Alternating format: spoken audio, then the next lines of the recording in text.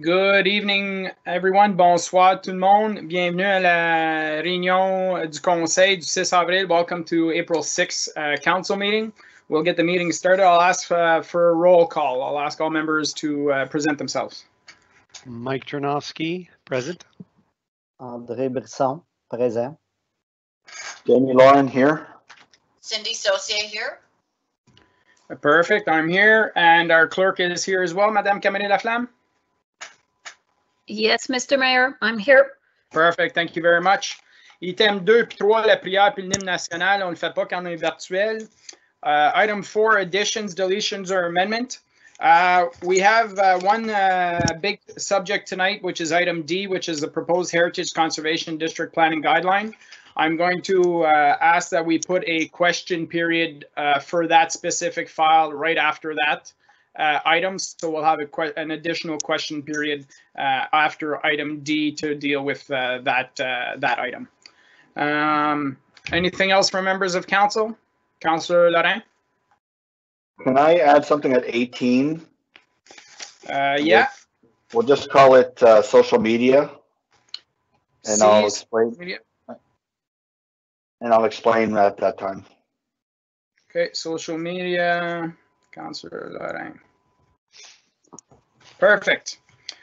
Awesome. All right, so that's the changes. I need adoption of the agenda, motion to approve the agenda as amended. I need a mover and a seconder. Moved by Conseiller Brisson, seconded by Councillor Chernovsky. All those in favor? Mike Chernovsky, yes. André, oui. Jamie, yes. Cindy Saucier, yes. Perfect, thank you very much.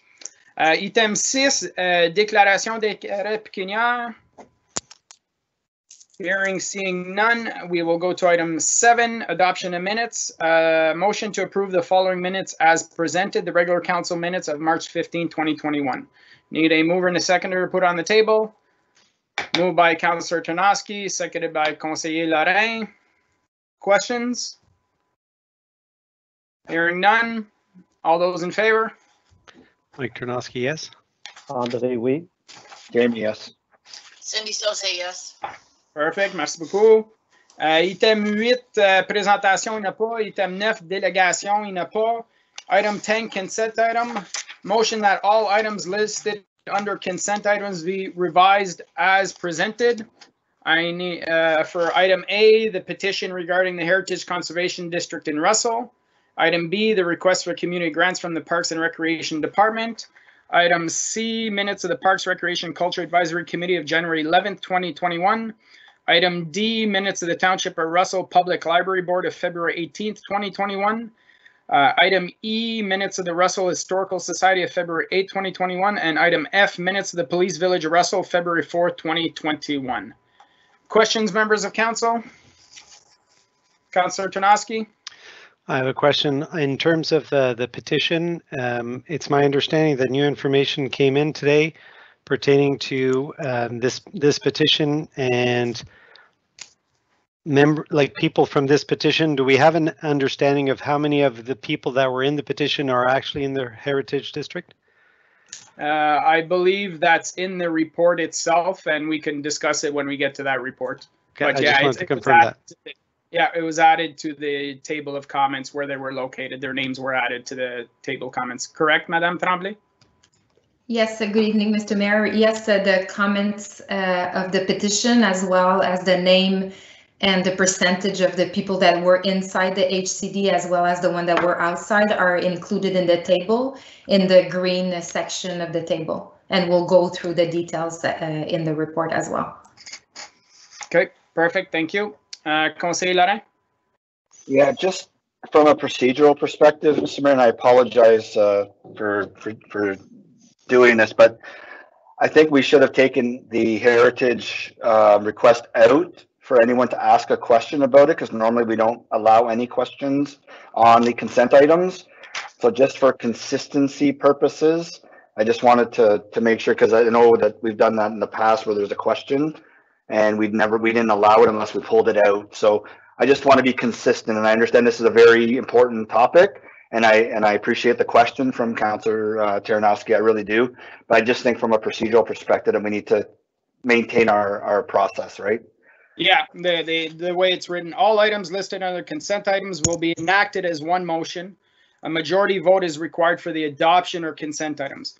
There will be no separate discussion of these items unless a request is made prior to the time that council votes on the motion that a consent item is to be separated. So you're right, we can just separate that item. So we'll do now, mover and a seconder to separate that item. Moved by Councillor Tarnowski, seconded by Conseiller Larin.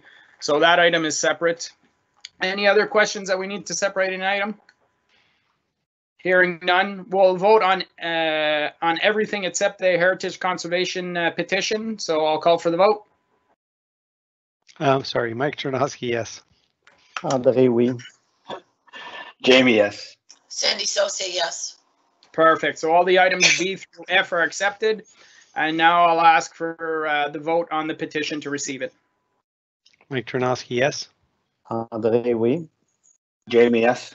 Cindy Saucier, yes. Perfect. Sorry. And the mover and the seconder on that one was Conseil Brisson and Councillor Saucier. We will move on to item 11, reports from Departments Council Committee. And just before we get to that, I just want to let everybody know, if ever this is your first time, we do have a question period that will be live when we get to the question period, and we'll have one after the proposed heritage district.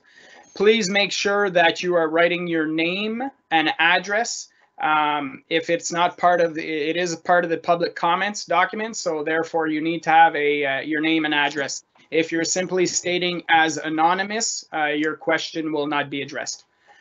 Si vous avez des questions, faites certain de mettre votre nom et votre adresse parce que c'est partie du record public. Si c'est anonyme, la question ou le commentaire ne serait pas adressé. Merci beaucoup. All right, so we will go with our first report, which is item A, number 11, removal of part lock control, referred to bylaws at item 16. This is part lock controls are standard. Any questions from members of council? No, hearing none. We'll move on to the next item. Item B, règlement affectation d'une voie publique, rapport PD 25-2021. Que le Conseil reçoit le rapport PD 25-2021 daté du 6 avril 2021 et adopte le règlement dédiant le bloc 112 sur le plan 50M 313 comme voie publique étant la rue Avignon en brun et que le règlement soit déposé sur le titre de la propriété. Questions, comments, members of council? You just skip one. Mr. You Mayor, skip, you skip B.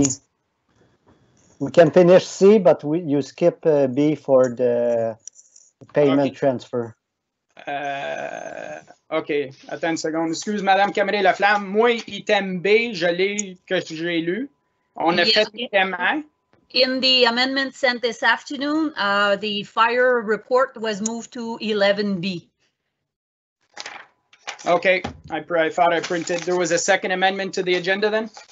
Yeah, that was sent around 2:30 this afternoon with the Heritage District 3 changes. Okay, my apologies. I guess I printed off the wrong one. At 221.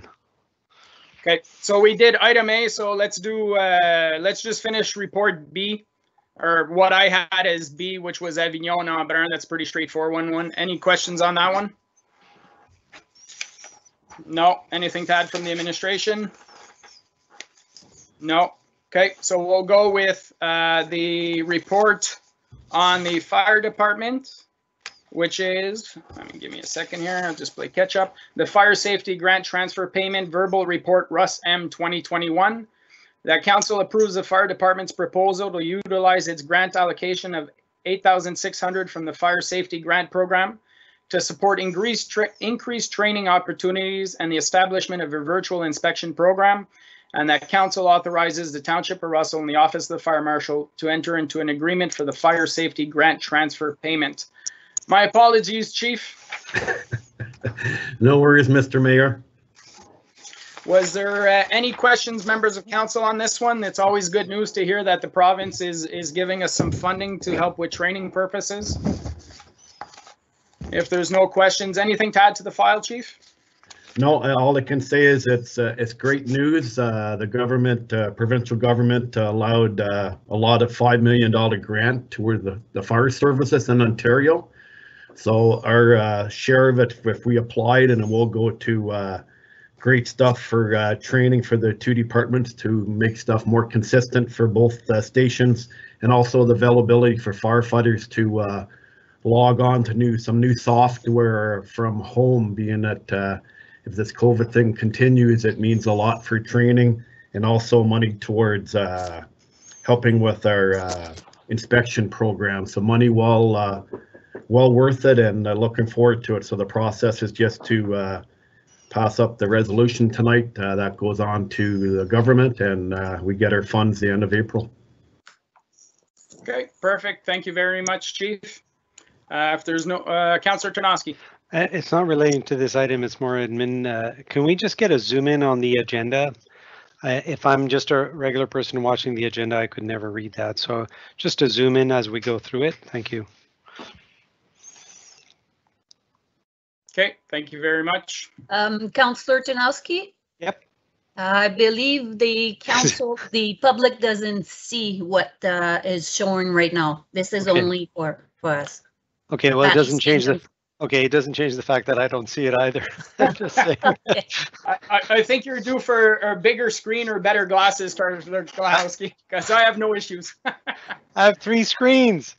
Okay, maybe it is my screen. Sorry. C'est juste, c'est pas sur full screen. Yeah, if you click on the document itself, you'll see it center on the screen. I'll see. I've just done that. But sometimes it is like I see the live box around myself when I'm speaking, but sometimes around the agenda it is live as well, so people see both screens at the same time. Conseiller Larin. Yeah, that's what I was just going to ask. Aren't we supposed to be projecting the live on that as well, and simultaneously as to the person who's speaking and the live box, so that people can see the agenda that we're talking about or any reports? Yeah, it was on a few minutes ago. Yeah, from a technical standpoint, I don't know how it works in the back end. I do know that sometimes it is available. Obviously, people have had access since we've had it on Wednesday as well, to have access to the agenda to read the documents. Just for the record, Mr. Mayor, it has changed though. Yeah, there was slight adjustments made, but overall 95%, 99% of the documents are all the same. So. Okay, if there's no further questions for the chief, we'll move on to the next item. The next item is the item D now, which was the bylaw assuming a public highway report PD 26/2021 Namer Street and Emblem. So just to note, when I made the change at the beginning, the question period would be after D. It's actually after E because that switched down one. But we'll deal with the bylaw assuming the public highway. Council receives report PD 26/2021, date April 6, 2021, and adopts the bylaw dedicating block 10 on plan 50M348 as part of a public highway being Namer Street in Emblem, and the bylaw be registered on title. Questions, comments, members of council? Hearing no questions, anything to add, Madame Tremblay? Is pretty standard stuff. No, I don't, Mr. Mayor. Okay, perfect. So now we will go to item E, which is the proposed Heritage Conservation District plan and guidelines for part of Russell Village, report PD 27/2021. And it reads that council receives report PD 27/2021 dated April 6, 2021, and that council approves the proposed Heritage Conservation District plan. Before we get started, Madame Camaré Laflamme, I believe this is not in the report section, but this is in the bylaw section, and it is a separate bylaw, so we'll be voting on that separately. Is that correct? For the heritage report, yes, Mr. Mayor, it's at number 16A. Okay, perfect. So just wanted to make sure council members are aware this is already separated, so we'll have the vote on that apart from everything else. So, Madame Tremblay, this has been in the works for quite a while, so why don't you speak to the report? Yes, thank you, Mr. Mayor. So basically what you have in front of you is the report similar to what was presented back in March. However, as you noted in the staff report and staff recommendation, we are proposing and recommending that council approve the second and the third reading moving forward at the council meeting of April 6th, which is tonight. Basically, I'm not going to go through the entire report. I'm just going to point out some of the important information that were discussed in this report. So moving forward, in the report, the way it's structured, and I think Madame Saucier made a comment this afternoon, we've listed all the presentation and all the meetings that were held since the beginning. So this project started the first study phase, which was done in July of 2018. And in each public meeting, as presented in the report, you could see how many attendees were attending the meeting. At the beginning, we were pre-COVID, so those meetings were held in-person meetings. And then moving forward, when we started having meetings in 2021, in 2020, sorry, in March after that, the meetings were held virtually because of COVID. But for each meeting, like I've mentioned, you have all the details of how many attendees we had, how we proceeded to advertise the meeting. So if it was a email with our distribution list, or if it was an email sent by post, or if it was on our website and everything. So all the publicity that was made, it's all by different meetings that were held.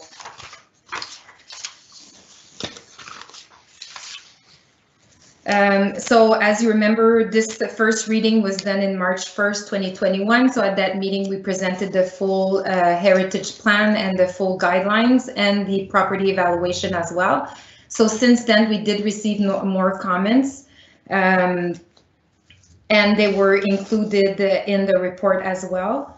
So basically, if we go in the report when we have the presentation of the HCD on April 6, 2021, so the HCD plan and guidelines are being presented to council, like I just mentioned. Notice of council meeting was provided by mail to all the property owners within the potential HCD for the meeting tonight, and by email to all the individual in the HCD email list. Notice of the HCD being presented to council was also posted on the township Facebook page and the township website for the HCD page, on the HCD page, sorry. Also being presented to council is a consolidated table of the comments that we received. So basically the table of comments received, that was appendix 2 of the report, included comments from the plan, guidelines, and phase of the HCD only. The consolidated table of comments included how each comment was addressed, if it was addressed and how it was addressed, and from who it was provided as well. So you had the name and if the address of the person, and if the person that made the comment was in the HCD or adjacent to the HCD or not in the HCD at all. So the consolidated table that was comments that were received after the meeting of March 1st were identified in the gray, light gray. Today you have received a revised table. So those are the comments that we've received since Thursday, April 1st. And those comments were identified in light blue. So I know that right now we're seeing the table of comments. So if we scroll down in the table, you'll see in green the comments that were received, like I just mentioned, after March 1st, so after the first reading. And then in light blue, you'll see the comments that were received through this weekend and some of today. So if we could scroll down again. So I just want to make sure that the public who's watching and the public that did, so as you can see, those are the ones that we've received since March 1st. And then if we scroll down again, you'll see the ones that we've received as per today and how they were addressed. Changes to the draft HCD plan and guidelines since the last presentation. So I just mentioned that we have summarized the report. So in each section, and I'm not going to go through all of them, but for example, there's a property evaluation sheet that we did receive comments from the public, and those were revised. So basically at the end of this report from the property evaluation, you could see that from category 1 went from 57 property down to 55 properties. And this is about 32% of the HCD that you have properties that are evaluated number 1. For number 2, it went from 40 to 41 property. And this is basically 228 Castor Street that went from a category 1 to category 2. And that represent that level 2 is 24%. The level 3, it remains the same. So basically we have 29 property in level 3, and this is about 53% of the, 17%. And basically, number 4, we have 26%, which is went up from 44 properties to 45 properties. And this is an addition of 204 Castor Street that was reevaluated. So we did receive some really good information on those property evaluation for property owners that we went back to the consultant, and the consultant did review those evaluations. And what we've done, so one of the changes based on what you've seen in the report is that we added language into the guidelines and to the HCD that if the changes are, if we are provided new information, council will have the authority to reevaluate without reopening the full HCD, and we will just need to bring the report to council with a resolution saying that we agree with the proposed changes if the property owners would like to submit more information for the property evaluation. So those are some of the changes that were included in the report. We also had comment about the HIA, that if you were basically demolishing a house, that it was not, the HIA was not required as soon as you were demolishing the house, but as when you were building the new house. So then that HIA becomes a report that the new owner would have to be responsible for when, and not maybe at the time of the demolition. So we did make a lot of adjustment to make the document more flexible and make sure that we've addressed comments and concerns that we've received since the beginning and also after March 1st. So like I said, I'm not going to go through all the changes, but we had the comment earlier this afternoon that we had received a petition. All the detail of the petition were included in the table of comments, but I'm going to resume what, because there was a lot of comments, I understand that. So basically, the petition that we've received, there was 33 signature. Out of those 33, there were some that were living in the same house, but so basically from different properties, there was 23 signature. 10 were included in the potential HCD, which is 43%. 3 were adjoining the HCD, so adjacent to the HCD, so which is 13%, and 10 were outside the HCD that signed the petition, and 1 was completely out of the township. 1 was from North Dundas. It's important also to mention that the petition stated that in-person public meetings should be communicated by all the properties owner of the HCD.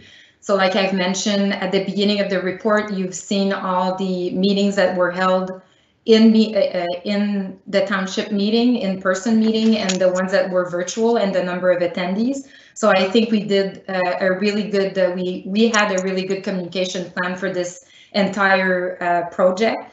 Therefore, I just wanted to mention that, and again, we don't know what was said for the petition to be signed, because obviously we were not there and we didn't really see what was said for the people to sign the petition.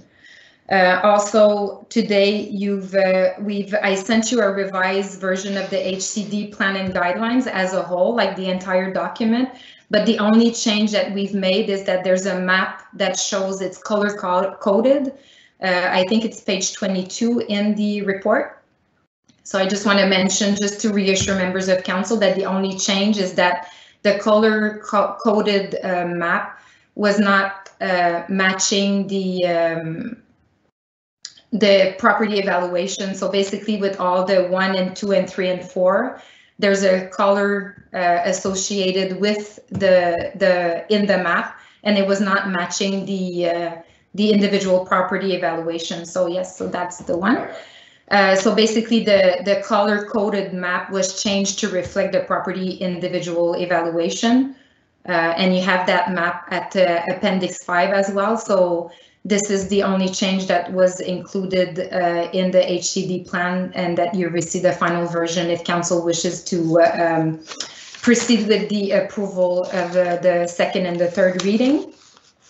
And my last comment, as you can see in the report as well, in the other option of the recommendation, we've included obviously the option to not approve the HCD.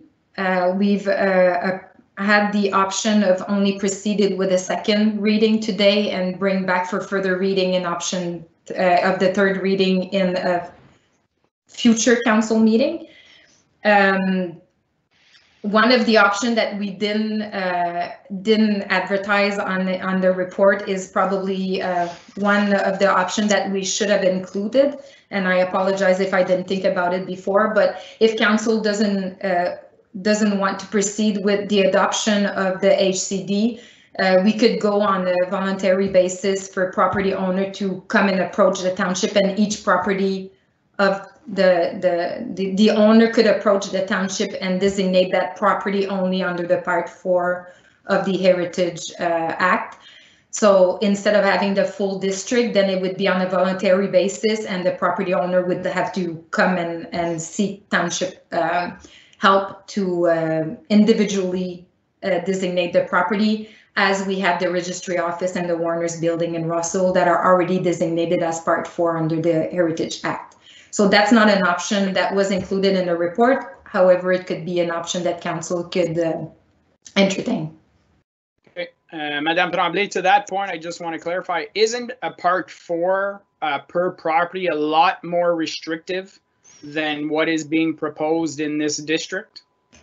So again, through Mr. Mayor, it could be including the inside of the property. So a Part 4, as you mentioned, yes, it is. It could be more restrictive.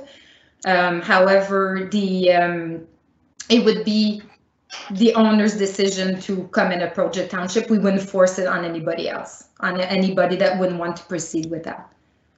Okay, thank you. I'll open. T'avais-tu d'autres commentaires ou je peux l'ouvrir pour des questions? No, Okay, so members of council, questions? Councillor Associate, then Councillor Tarnowski.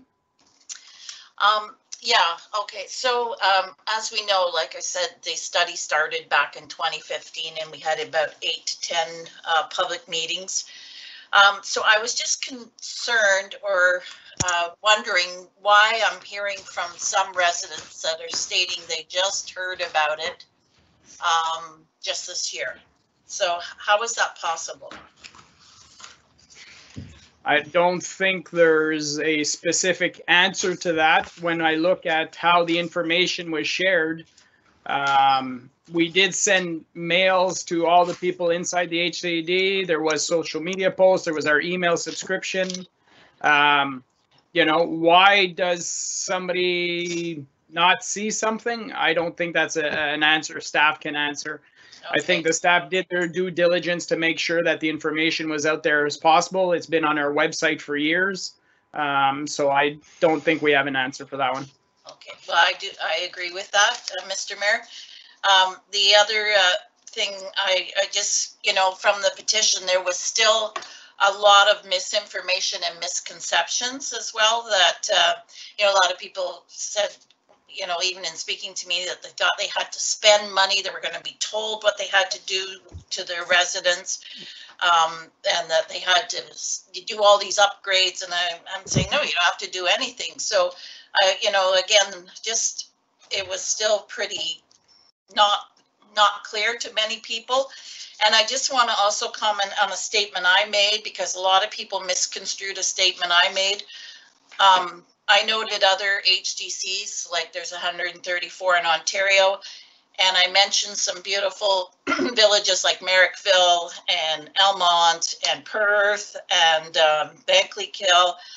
and said that Almont was used in a commercial for Discover Ontario, and that this could be a benefit economically, that people would, you know, look at Russell and say, oh, how beautiful it is, and they might attract tourism, and they also might want to just move here. But a lot of people, not a lot, so there was a couple of comments that said that, you know, I was saying, well, we would adopt this heritage district at the expense of people to make it economically beneficial to us, and I never said that. So I just want to clarify that. You know, I was just commenting that it's a positive thing to preserve your village and keep it beautiful, and that's basically what my comment was. So people thought I was trying to, you know, do something to be advantageous to the township, and I wasn't saying that. So that was it. That was just my comments. And then that a lot of the names that were signed were not in the district. So that's all I have to say right now. Thank you. Thank you very much. Councillor Tarnowski. Thank you very much. So first of all, thank you very much for all the work and all the added last minute work on there. I'm struggling a little bit because I unfortunately have a crazy busy work day where I can't look at the updates last minute, so I haven't been able to see them in great detail. So I've tried to quickly catch up as much as I can. I have a couple of questions pertaining to, one, the numbers that you gave pertaining to the petition.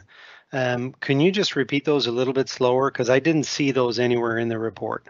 So there, and for some reason, correct me if I'm wrong, and I apologize, but I had the 33, but I had it also somewhere else in preparing for the meeting. I thought there was one page with 5 names of a petition. Wasn't there like 33 plus 5? Maybe I'm wrong on that. Yeah, no, that's correct. There was two separate petitions, if you will. They were in the consent items, or yeah, in the consent items. So there was 38 in all. I didn't do the count, but there was a second one with a few names on it. Yeah, okay. So in the numbers in the 33, if you can just kind of go over that again, how many were in the HDC is really all I'm concerned about for my first question. Then I have one more question. So out of the 33, there was 23 total that were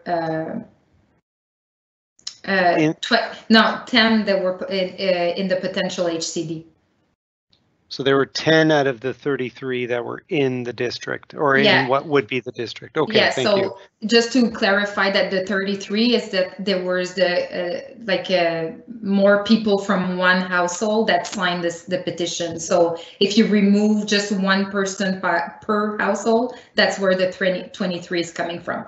Okay, I see. Okay, that's perfect. Okay, thank you very much. My other question is, so you just added this voluntary basis for individual designation. Could I just ask the question, what would be the value of that as a resident to do that? You know, yeah, I guess what would be the value if I was one of those residents where my home is older and I'd like to designate it? Why would I do that? Through you, Mr. Mayor, the value of that is making sure that the property is protected and that it would not be demolished, and that basically, if you're doing this is because your property is properly evaluated already as a 1. So technically it would be protected. That means it would not be demolished, and then the renovation that would be done would still be in accordance with what was evaluated as a contributed factor. So there's a lot of interest. We had maybe 2 or 3 owners that did approach us because this is a process that they would be interested if we're not moving forward with the district. The difference between the district is that we're not just protecting the houses, we're protecting as well the parks, we're protecting the road, we're protecting the entire feel of the village of Russell as well. So that's why when we did it back in 2015, we were contemplating to have just the part 4. However, back then the council decided to redirect because the consultant did make mention that the the value of the HCD was greater than having just individual property designated under Part 4 because of the river, because of the story, because of the parks, because of the road width, the trees, and everything else. They've strongly suggested that we proceed with the district to make sure that we're keeping the feel and not just the buildings. Great. Thank you very much for the clarification. Appreciate it. Just follow up to your the second petition, Councillor Tarnowski, just so you're aware. So there was 5 signatures, 3 households. 2 of those households are not in the district. The other one, I can't tell, that I'm having a hard time reading exactly his handwriting, so I'm not sure if that one is in the district or not. So just so you're aware with the other for the other petition. Thank you. Conseiller Brisson. Oui, just clarification. You did mention, Mrs. Tremblay, that whenever they're demolishing a house, that they don't need the HRA, but is that only a house that is in class 4 or any of the houses?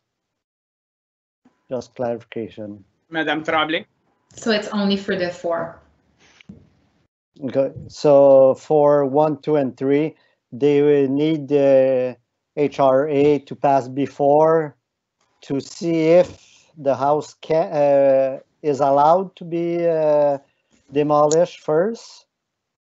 Madame Tremblay. So through Mr. Mayor, if it's a number 4, you could demolish the property without a problem.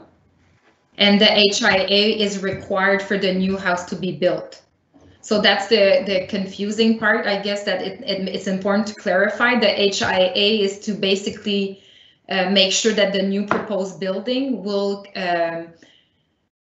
maintain the character of the 2 houses located on each side and the surrounding of that new vacant lot. So basically, we're not gonna tell you that the new building needs to look old. It's gonna make sure that the building is respecting the mass, the height, and the distances for property lines, for example, of the surrounding properties. So that's what the HIA will be determining once the house is demolished. So originally, when we've talked about it, the HIA was required as part of the demolition process. But what we've decided that the HIA will be required when the new house will be built. So it may not be the responsibility of the person that owns that property that will demolish the house. It will become the responsibility of the new person building that new house on the vacant property. And just to, I'm sorry, Mr. Mayor, just to mention that it seems like we're really concerned about like demolishing house, but since I've been working for the Township of Russell, I've never seen a house being demolished in the older village of Russell. So I know that there's some residents that are really concerned, but the process is still the same. You require a building permit to demolish your house. The only addition that we're making is making sure that the house is respecting what we identify as being important, and making sure that a 3-story is not going to be built beside 2 bungalow houses of 1-story height. So the HIA will guide us to kind of decide what the house will be, where the house will be put, and how big it's going to be and how high it's going to be. Thank you, Madame Tremblay. I think there's a good line in the report that keeps coming out, which is, this protection is not meant to thwart change, but to manage change in ways that are positive for the district and the wider community. So as you say, it's not, we're not going to stick a 3-story building on a street that's all bungalows, because we've seen additions in the district in the last few years, and there was a lot of complaints when those went up because they did not fit the style or the feel at all of what was existing. Conseiller Laurent. Thank you, Mr. Mayor. I figured I would throw my 2 cents in here. At first, I would like to say to Madame Tremblay and her team, or the group of people that put this together, I think you have done a wonderful job in what you were being asked of by council. I know there's been many hours put in. And, I thank you for all the work that you've done. However, that being said, and it's nothing that, me and you haven't discussed already on this, and I think council knows or ought to know my position on this, which has been from the beginning, I was not in favor of a heritage district. I will be asking council to look at the option of only voting on the second reading this evening to allow for additional public consultation. And I truly believe we should be reaching out individually to each one of the houses, whether it be just the categories 1 and 2 or the entire 170 people. I don't think it's that much of a stretch to talk to 170 households in a period of time.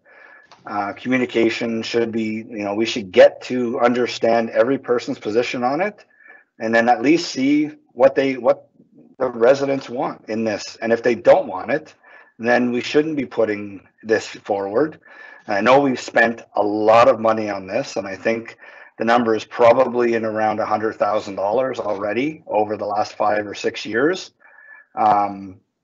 So, if it is going to get done, then we need to, my opinion is, we need to have, that additional level of discussion with the individual homeowners, not just the communication methods that we've used already. As I'm reading through some of the comments, because I happen to have it open, I just want to make sure that we have spoken to each one of them, and that to me needs to be done. So I'm going to ask council to vote on just the second reading when it comes up. Again, my position has not changed at this point in time, and I'm still opposed to the concept of the heritage district. So I just wanted to make that clear at this time. Thank you. Okay, thank you. Conseil André, and then Conseil Mike. Yeah, just one other thing. Whenever we did mention, how was it possible that some owner didn't knew about it? I know one suggestion is not suggestion. What thing did happen? Since it's 5 years going on, there's some that just bought the houses last year or 2 years ago, so they were maybe not make aware of that coming in. So it's hard to get everybody. But even if everybody knows it, I know that the decision come back to us because we cannot have a full agreement of all the owner, and they change within a year. So that's things.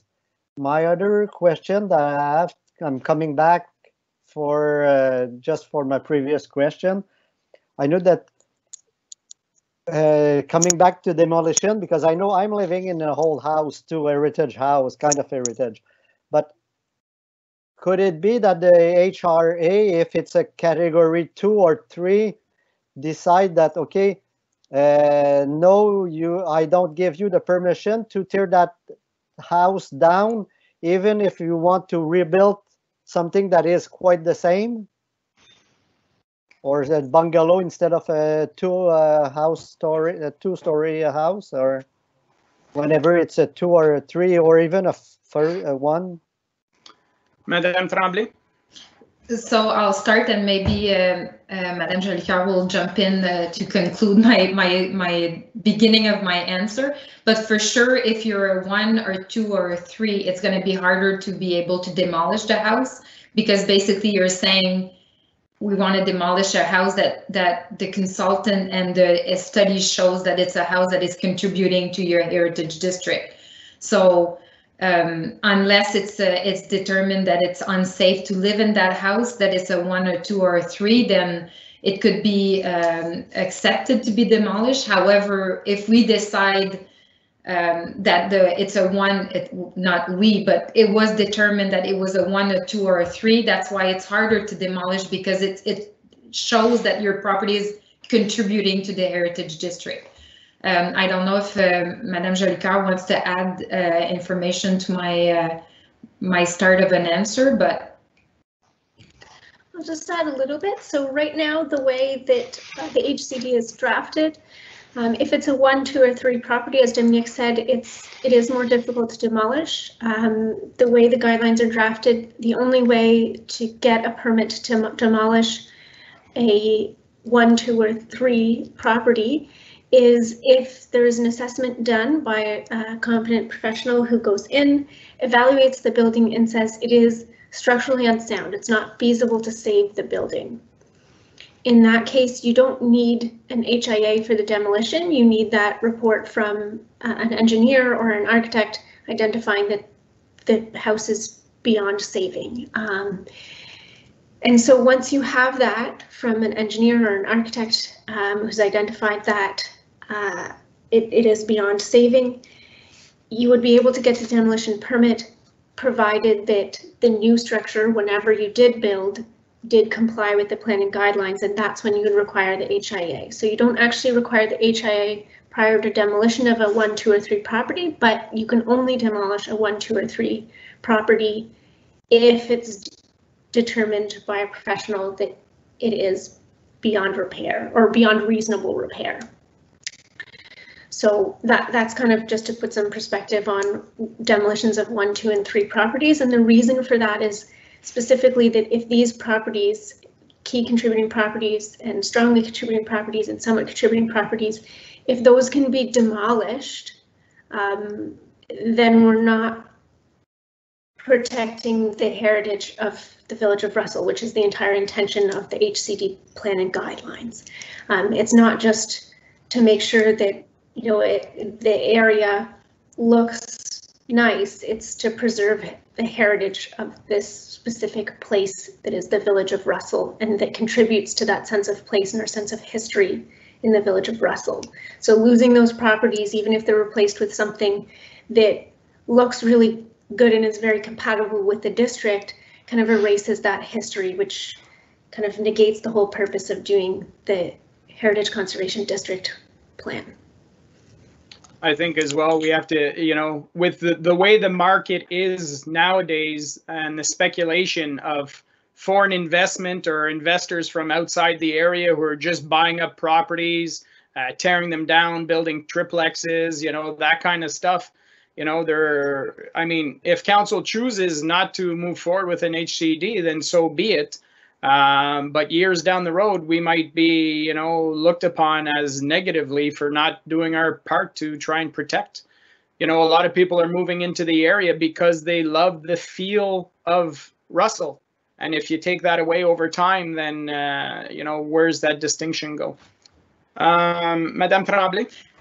And I just wanted to add, Mr. Mayor, as well, that we're trying to conserve the buildings, but the history that comes with the building as well. So some building may look old and may look older, and people may ask why does it contribute to a 1 or a 2, but we look at as well as the history that comes, the person that live in that house. So if you demolish those houses, you're kind of losing, as Madame Jolicoeur mentioned, you're losing the history that came with the actual building. So it's, when we're talking about the overall of what we're trying to protect, this is the tool that we need to use to do so. And that's why we're providing that tool to council to protect what was identified by the resident, by council, and by staff as an important value for the Township of Russell.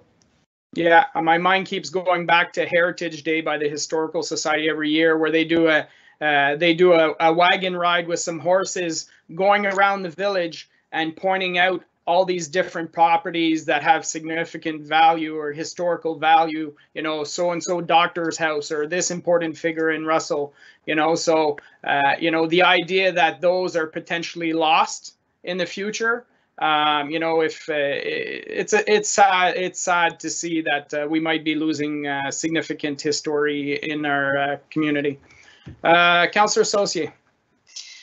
Thank you for that comment, Mr. Mayor, and that was just what I was thinking. And, I was looking at the dates on some of these homes, Madame Tremblay, that you had posted. And you're right, each one of those homes has a huge history, which is recorded in the museum. And it would be a shame to lose that history and just, sort of say, well, Russell used to look like this, and now it's all replaced with newer buildings. So especially the Russell brick, which is significant to this area, You know, I read it up on each one of the houses in that report that you put out, Madame Tremblay, and it was very detailed. And you know, said this house was 1908. Some of them were back to 1850. It's really important that we preserve that history. So I again commend you and the staff on all the work you did on this project. So thank you. Thank you very much. Councillor Tarnowski. Thank you. So I just want to echo a little bit on what Councillor Lorraine had said earlier on. So there's about I think it's 180, I might be wrong on that, but I thought it was 180 homes that are in this proposed district. We received, like, since March 1st, I think close to 20% of all the comments that we've received have come in since March 1st. I think it's typical of this kind of situation where we're coming up to a decision where all of a sudden, like, questions are coming out of the woodwork. So I would be encouraged that we make this like a second reading, so we give more time to this process. And I know we've given a lot of time already, but you know, it's a typical process where we're last minute, we're getting a lot of last minute questions and comments. So I want to make sure that we properly address that. And so I would be in favor in that second reading point that Councillor Lorraine mentioned. Okay, thank you. Thank you very much. Any other questions, members of council? Madame Tremblay. Sorry. Thank you, Mr. Mayor. I just want to maybe address a concern that comes to mind if we do proceed with a second reading only tonight is, and that we're directed to seek more public feedback and consultation. What would be the target, or what are we looking for? I know that some of the comments were coming back and are the same as the previous owner, for example, and the answer would be the same. But if council would want us staff, I think some target would be established of how many property owners we would need to reach, or how can we reach them, because I feel that we've done, as I know that members of council do appreciate the work that has been put in. I know Madame Jolicoeur is working on this probably 100% of her time, and it's taking a lot of staff time. That we're not doing other stuff as well. And for us, we pretty much went around the table of that discussion. Like I said, we're doing this for the resident. If the residents are not embracing this full heritage district, for us, it doesn't bring any financial benefit, as it was mentioned earlier. We're basically assisting as best as we can to protect, as I mentioned, the village of Russell. It just creates work for staff, and that work is fun to do, and it's encouraging to do when we know that we're supported from the resident. And if this is not what we're getting out of, maybe it's something that we shouldn't drag longer that it needs to be dragged. But if we are asked to go do public consultation, we've done emails. We have a list of distribution by email of about 70 people. We did mail letters. We did Facebook. We did pretty much everything. We already did a survey. So I would like council to give me more direction on how I'm supposed to reach all the owner inside the HCD before we come back with a third reading. Okay, thank you very much, Madame Tremblay. I'll chime in on that one a little bit. I would see this process as sending them a letter to an actual letter to their home, to the address, and I would provide them with a link to our website page with all the information on it. You know, if people, numerous people have reached out and they make comments that they're not happy, they don't want an HCD, for just in general. They haven't, I've numerous times I have asked individuals, read the plan and point out specifically where there's issues that we can address. If you have a specific issue on a section in the plan, I'm more than happy to look at it and try and improve it for the residents. But just the general comment that, oh, well, I just don't want it because I don't want it, I think council has had that discussion, and we've had that discussion multiple times. So I think that if we invite residents in our letter to comment on specific areas of the plan where they see as an issue, how can we improve it? I think, you know, we saw there was over 30 pages of comments that help shape this final draft compared to where it was originally. Like, there was a lot of feedback from the public to make this better than it was. So I think that we should definitely reach out to them by letter, sent to, you know, it's going to cost a few $100 in staff time, but at least we'll make sure that everybody who's in the district will receive the letter. And, you know, and it's up to them to do their homework, read the information that's available, and send comments to staff. Because I think at the end of the day, often what happens is people just want to know, how is it going to affect my property? They're looking at it from their perspective and not big picture. So I can understand that 100%. But I mean, I think they need to be part of the process. So I'm okay with giving more time for that. But I you know, I just don't want to give time for the sake of somebody making a comment. I just disagree with it in principle. Madame Tremblay? Through Mr. Mayor, I just want to clarify that all the mail, that the letters that were sent to all the property owners inside the district did refer to every time, more than 3 times the letter was sent to all the property owner. And even at one point for one of the public meeting, we even sent and included the property that were adjoining the HCD. The link was provided to our website every time for them to consult all the documents, all the public meetings that were also posted on our website. So I feel that we did that already. The only thing that we didn't do as what you just mentioned is basically say that they need to comment on specific section. But the link was provided and the information was provided in all the letter more than 3 times that we send it to all the property owners inside the HCD. I don't know if Madame Jolicoeur wants to add something to this answer, but. Just because I'm looking at the ways we contacted through the different phases. And yes, a couple of times there was a letter sent, but not the majority of the times. A lot of times it was for the people who were added to the email list. So it wasn't consistently every single phase that we sent out a letter. So I just want to state that, like, the last 3 times, so for the November public meeting, there was a notice sent to every property owner within the HCD and adjacent to the HCD. For the March 1st council meeting, there was a notice sent by mail to every property owner within the potential Heritage Conservation District. And for tonight's April 6th meeting, we did again send a notice by mail to every property owner within the potential HCD. And as Dominique mentioned, those always included the link to our website, but they also included contact information for staff, so that if somebody wanted to reach out, they had difficulty accessing the link, the website, or wanted more information or to discuss what they had read, they could reach out to staff. Staff contact information is also available on the website, so they can reach out to staff if they come across the website through our Facebook page as well. I think, you know, we can do another mail out to property owners, but I think, you know, at this point, we would be repeating what we had already done, and if the direction from council is to do that, we absolutely will. And if that's kind of the measure of success, is to do one more mail out, we'll do that.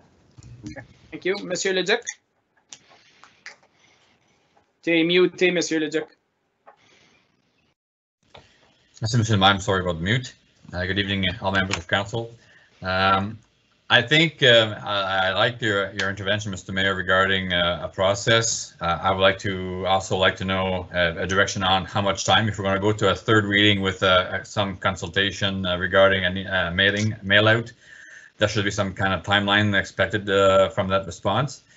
But Mr. Mayor, you did say something that there's been a lot of discussion on this matter. And I think I'd like to refer to council. There's been more than just discussion. There's been bylaws passed and resolution adopted by council for example, the key orientation of this council at our last strategic plan, the 2018 to 2022 strategic plan. does make mention about this heritage district designation. Also, council or previous council also had the official plan of the township approved. There's a section there referencing cultural heritage, and this reference to this designation. And then thirdly, the economic development strategic plan was also mentioned something about preserving the feel of the village and the quality of life of residents. So there's been more than discussions here. We've been acting on those for the last at least 6 years. So we're ready to go one more round of discussion. That's no problem with that if council chooses to go there. But like you said, Mr. Mayor, there's more than words here. There's been also motions, adoption, and bylaws passed. So and also in the past we did do a survey where 90% of the respondents were quite critical, want to protect the historical value of the village. And the feeling was there about not losing the ambiance, not losing tree canopy, not losing or concerned about traffic increases and first impressions when you're coming into the village of Russell. So those were coming out of those surveys in the past, leading to some of those decisions or bylaws adoption. So I think let's not forget about those either. Okay, thank you very much, Monsieur Leduc. And as well, budget times, right? Council has approved budgets with funds for this project. So that was part of the process as well. Conseiller Larin. Yes, so procedurally, I'd like to ask a question. So when we get down to the actual, I guess it would be the bylaw, not a resolution. So when we get to the bylaw, do we only look at additional options if this option is declined, or do we do that prior to? I'm just trying to see, I mean, from what I'm hearing from multiple members of council is you're ready to vote on it tonight and let's just get moving on it. So if it goes through, then it's the end of discussion at that point in time. Second and third reading are done, and it moves forward. Is it only at the end, if it doesn't get passed tonight, that then we can make additional requests? Like, I don't want to put an amendment on the table, vote on that when everyone already has their opinion on it. So I'm just trying to think of where it would fit in here. Like, do we just vote on that first and then look at a potential other option if it doesn't go through? No. So procedurally, if there's an amendment to be made, it has, because once we vote on it, if it's approved, it's done. So if you have an amendment or a suggestion you want to make, you put the amendment on the table, we deal with the amendment, and then we'll see where it goes from there. So but if it's declined, assuming it's declined and we vote against second and third reading, could you then go to one of the other options? No, or because it's just dead. Once the bylaw is presented, so if there's no amendment that's made to it and we vote against it, then it's defeated, and that's it, that's all. So an amendment has to be made. If there's an amendment to be suggested, that's the first step in the process, is to make that amendment, see where council goes with that, and then we go, then we follow the steps. But yeah, I know if it's voted down, it's voted down and it's done deal. Okay. I just wanted to make sure procedurally when I had to, if I was going to do that. Like I said, I'm still thinking about that on whether or not I want to put that forth. Because what I'm hearing is there's from members of council is you just want to vote on it. And I'm fine with voting on it because right now my position hasn't changed. So thank you. Councillor Konoski? I just want to confirm my understanding now that Councillor Lorraine brings this up. This happens at the bylaw stage only, not at this stage, correct? That is correct. That's you. at item 16A. That's when we'll have further discussion on this item. Thank you. Thank you.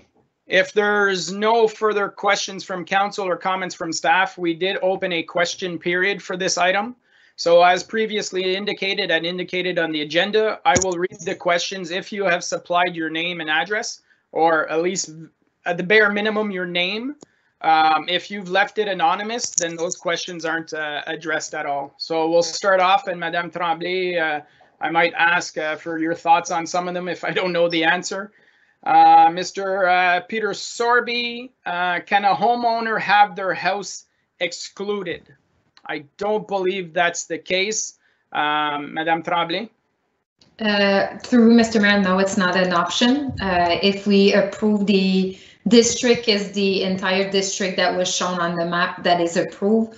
Therefore, the level of categorization for houses is different into the district. So you could have your house, as we mentioned, a 1, 2, or 3, or 4. However, it's part of the district and it cannot be excluded. Okay, thank you. Mr. Keith Toms, 459 Church Street. We're looking at putting an in-ground pool and hearing very disturbing rumors that the heritage proposal will hinder us getting this done. This is our property and we should have the right to do this as we please. Can you clarify? I don't believe the heritage study would have any impact on a pool. Clarification, Madame Tremblay or Madame Jolicoeur. I think this is just a regular permit, pool permit that we have with the township. Is that correct? Yes, Mr. Mayor, so you're correct, unless the pool is being done in the front yard, which I don't believe so. But if it's in the backyard, no, the Heritage District will not prevent the property owner to have a pool. And like you've mentioned, they just need to obtain a pool permit from the township. Okay, thank you very much. Mr. Jack Fagan, 12 Craig Street. We never offered a chance to sign this petition, though it was presented. I would stand against the HCD. Mr. Fagan, thank you very much for your comments. I encourage you to actually go on the website and read the information. As our previous question alluded to, there's a lot of rumors out there and a lot of misinformation.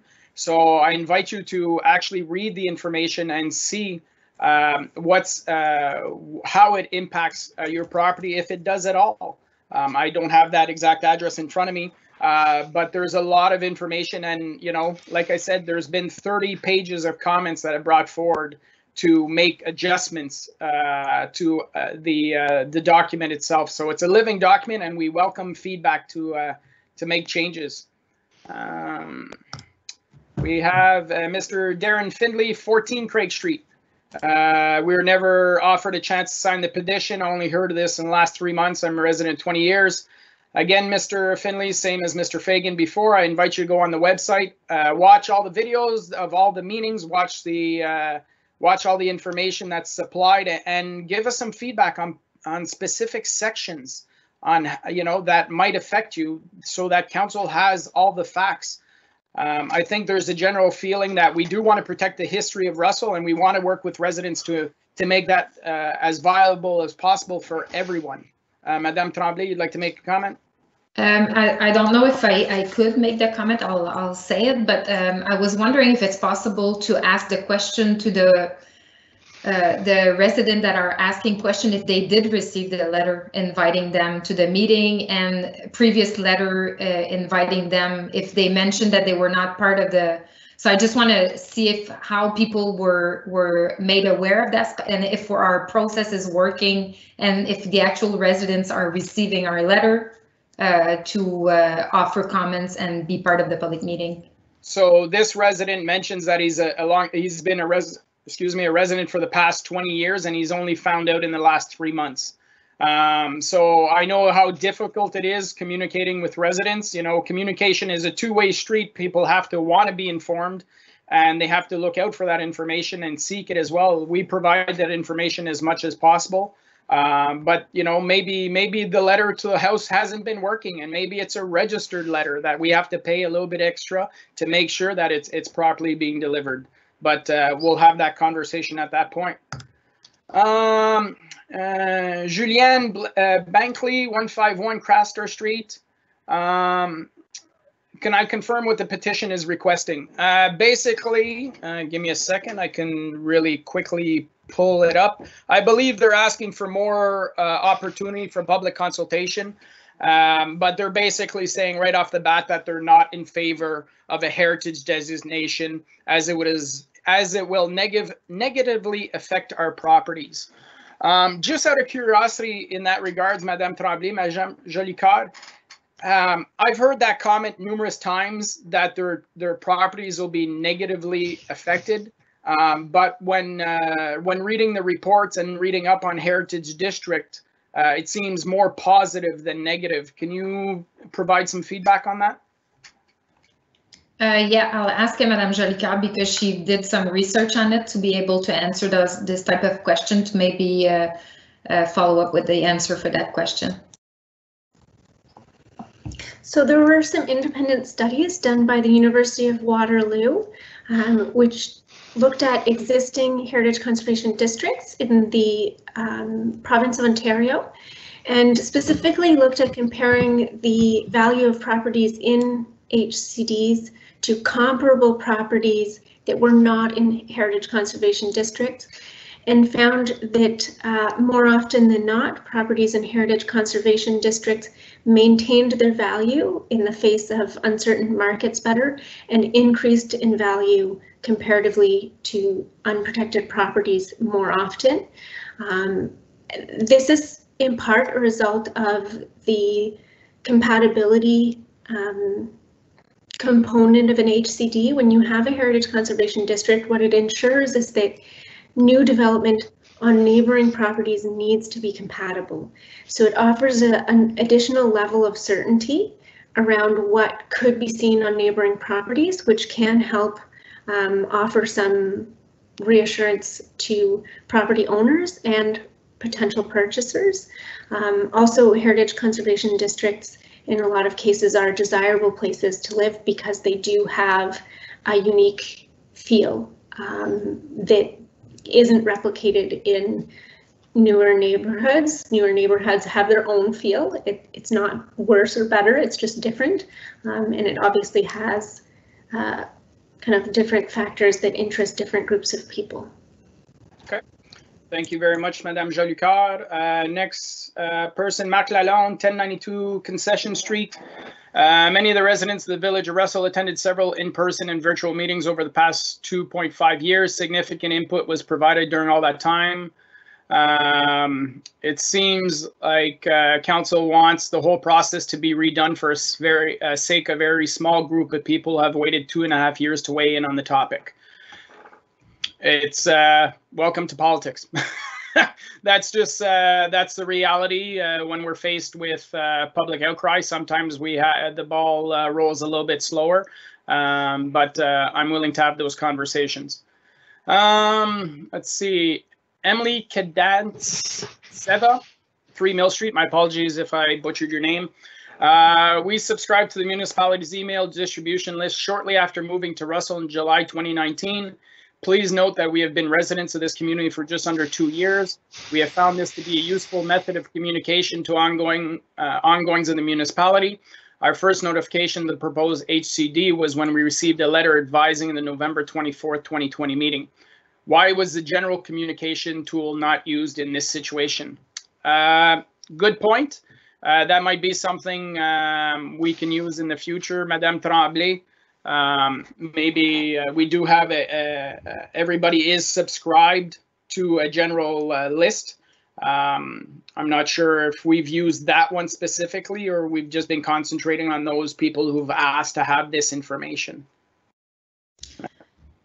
I don't really know how to answer. Basically, we felt that sending emails and to the distribution list and to also include posts on Facebook and sending personal mail to all the property owner was a way of the best way to try to reach as much possible people. But as more we're talking about it, I see that there's a lot of people that are not maybe paying attention to the mail that they're receiving in their mailbox.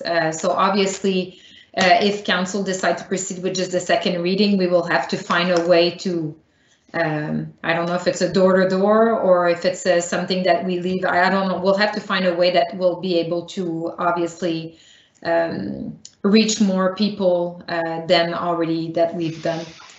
Okay, thank you. Let's see, who do we got next? Mr. Lalonde, 1092 Concession Street. Many of the residents of Village Russell attended several meetings over the past 2.5 years. Nope, sorry, I read that one already. How would council propose to educate few dissenters in the village on the benefits attributes of proposed HCD? Will they hold a lengthy Zoom meeting to represent the HCD? I'm not in favor of holding more public meetings per se. Obviously, we've done multiple public meetings, and we still have a lot of people who are stating that they did not.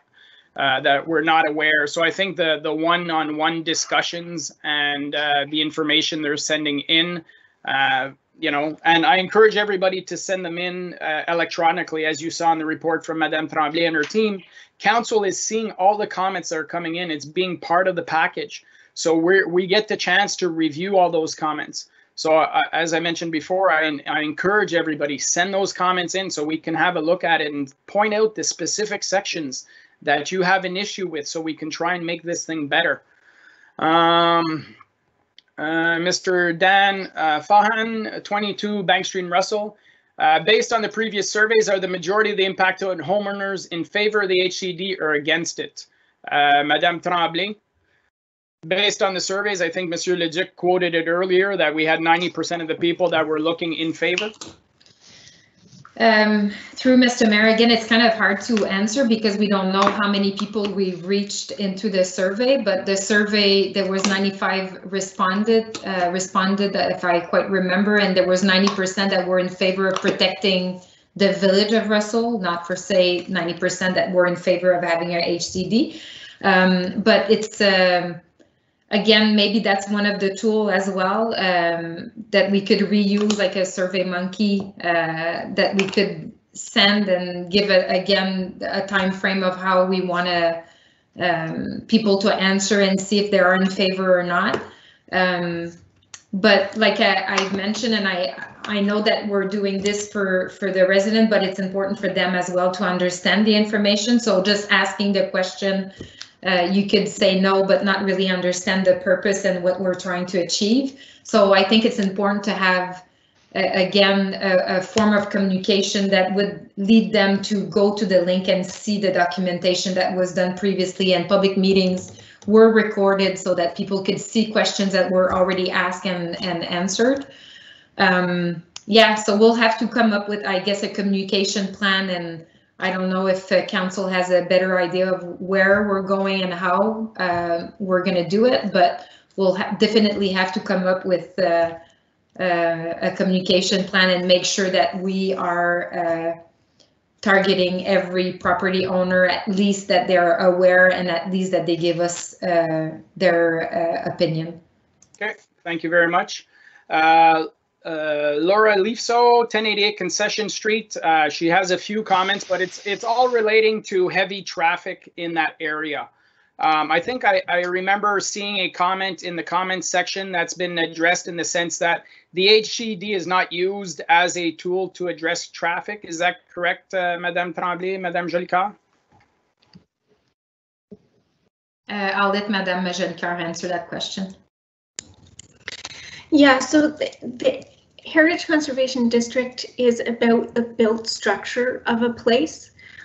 So it does speak a little bit to traffic management in terms of if traffic calming measures are being implemented, they should be done in a way that's compatible. Same thing with interventions at intersections like streetlights, they should be implemented in a way that is compatible, and it talks about that a little bit, but it isn't the tool to manage where traffic goes. And so the HCD, it does include an appendix with recommendations for other reports in the Township of Russell, so that if the HCD is approved, there are different bylaws and plans and policies in place through other documents that the HCD recommends reviewing or recommends adding policies to. So we've kind of acknowledged that there were a lot of comments related to traffic and controlling heavy truck traffic through the Heritage Conservation District. We've noted that, but it is not something that the HCD in and of itself can address. There are recommendations, again, for those other plans and policies that we consider changes to those that would support reducing traffic on the streets through the HCD. But again, those would be a separate discussion around those plans and policies and revising those. So that would have to come to council for a separate decision. Okay. Thank you very much, Madame Jolicoeur. We have to keep in mind that these aren't necessarily municipal roads. There's county roads involved in the process, and that the counties will have to be part of that discussion as well. Mr. Derry Finley, 14 Craig Street. Although I don't disagree with the spirit of the HDC, I want to know why an average working family man, the additional cost of this can be so casually and a wee bit deceptively downloaded upon myself and everyone else, so that Russell maintains a resemblance of 1914. Mr. Finley, I'm not sure if you've read the document or not. As Madame Tremblay stated, the cost associated with this would be if there was major outdoor renovations or demolitions, that kind of stuff going on. It would be similarly to a permit that we have when you're taking out a building permit.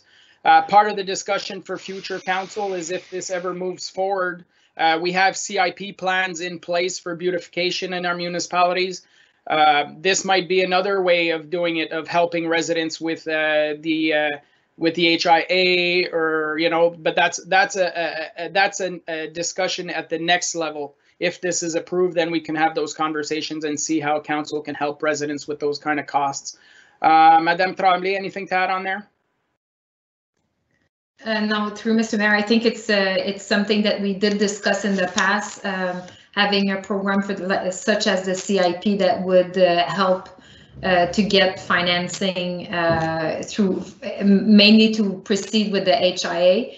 And I just want to mention as well that the township is investing as well. So the same condition would apply to the township if we wanted to have a street light install, or if we wanted to do bridge renovation. So those investments are as well coming from the township. So we're not just imposing that fee under property owner, but we are committing ourselves as well to meet those guidelines and making sure that the heritage as a whole is maintained. And you're correct that it would be only for major renovation. And if you go in the section, like if people are looking to see where major permits would be required under section of the implementation under the HCD, you could see basically if you're doing maintenance work, then the major permit would not be required. So basically no permits are required. And so I think this is the perfect tool under the section of implementation under the HCD plan. And if they have more questions, they could email us for sure. Yeah, can you just point out, do you have the page handy in regards to that section? Because I think that's a lot of people, that's their concern, right? How is it going to affect me? And that was something the table, when I looked at it, found very helpful, that the vast majority of work doesn't even require a permit, doesn't, it's very, very minor stuff. So Madame Tremblay? Yeah, so in my paper copy, it could differ, but it's around page 144 and it's section 4. You see the entire process. So basically the entire section is the implementation section. And it's basically talking about the heritage review process and when you require a permit, when you require HIA based on the proposed work that you're doing. Okay, perfect. Next one, Julienne Bankley, 151 Castor Street. Please consider that people may be less engaged in municipal affairs since the mailed notices were sent out from November 20th, 2020 to March 1st reading.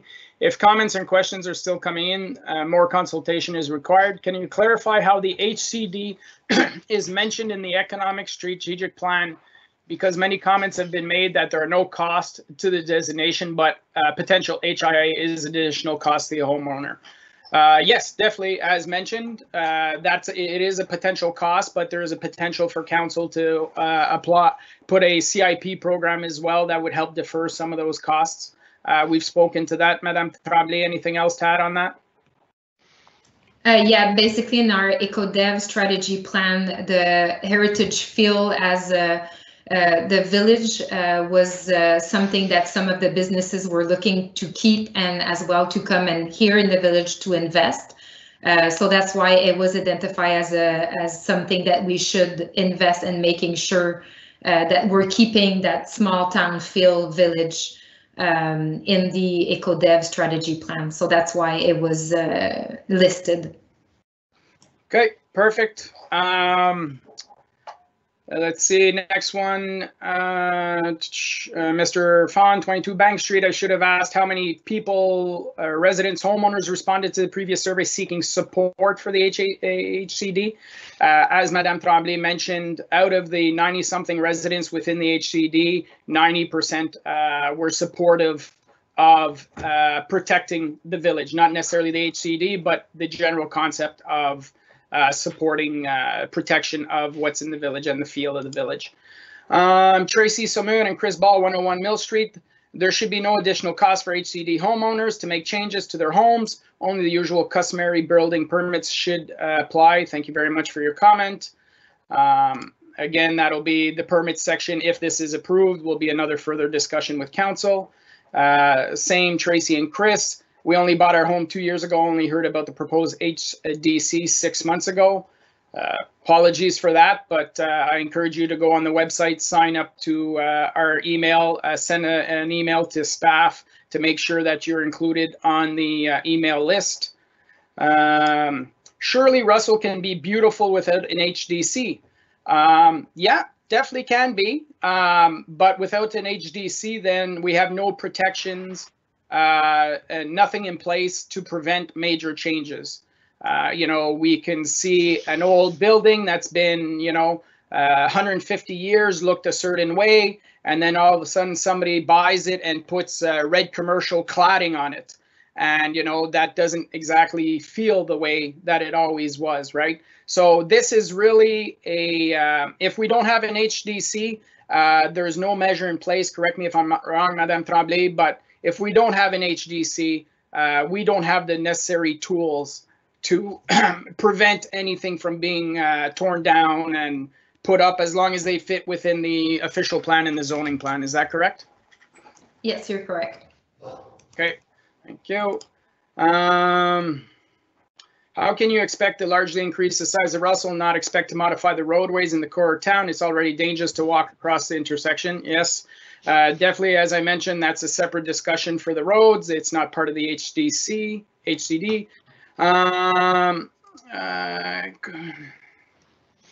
Okay, question. Are the updated comment section currently posted on township site? I receive an error message on this page. I'm not sure what that's regarding. Mr. Dave Dwyer, 75 Mill Street. I think it's posted in the reports. I don't think we have do we have a comment section on the page itself, Madame Tremblay? And are we updating that regularly?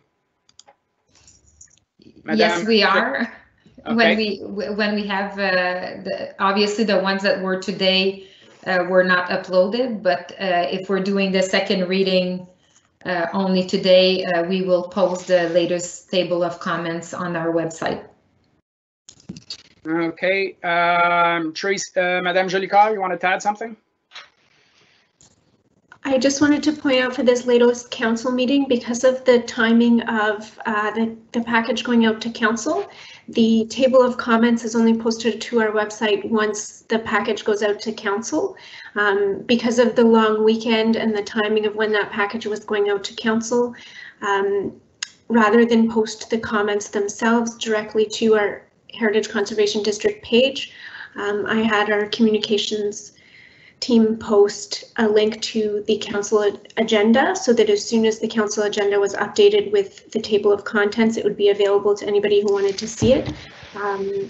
So it may be that that link isn't leading where it should, so I will double check that. But if you're looking for the table of comments, it is available in the council agendas from the council agenda page on the township's website. Okay. Thank you very much.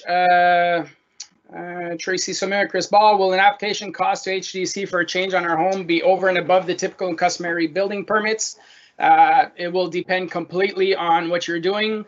As far as work goes, as I stated previously, if you look at that page, Madame Tremblay, will indicate if you're looking at major works, there might be an additional cost, but as mentioned, council has the flexibility of looking at a CIP plan in the future. Let's see, Tracy Samir again. If a heritage area was already being considered, then why was a bright red building be allowed to be built at 108 Millie Street, the new community type building? Because we didn't have it in place. We don't have it in place, then we don't have the tools necessary to put things in place. You know, and that'll be, until this is actually approved by council, that'll always be the case. Changes can happen. We won't have a say in that. And again, the building itself, I'm not saying it's a bad building. I'm just saying it did not necessarily fit what the heritage area was in the past. Would the heritage district have approved that, or said, you know, maybe made suggestions on how to keep it more in line with what was there? Possibly, definitely, but we didn't have that tool necessarily to actually move forward with that. Emily Kadatsveta, 3 Mill Street, please stop quote the survey because it's not accurate information. We encourage residents to read 4.3 of the study, page 33. Okay. Julian Bankley, we're in full support of the HCD. However, the potential costs will only be addressed at the permit review stage makes us hesitant. Why can't council commit to finding a way to fund HIA reports as part of the third and final reading? You've used the words investing in character of the town. This investment should fairly spread across residents. That can definitely be part of the conversation before this is approved. This question comes from Stuart Bankley as a resident business owner in the proposed HD district. Thank you very much. I think I've gone through most of the questions.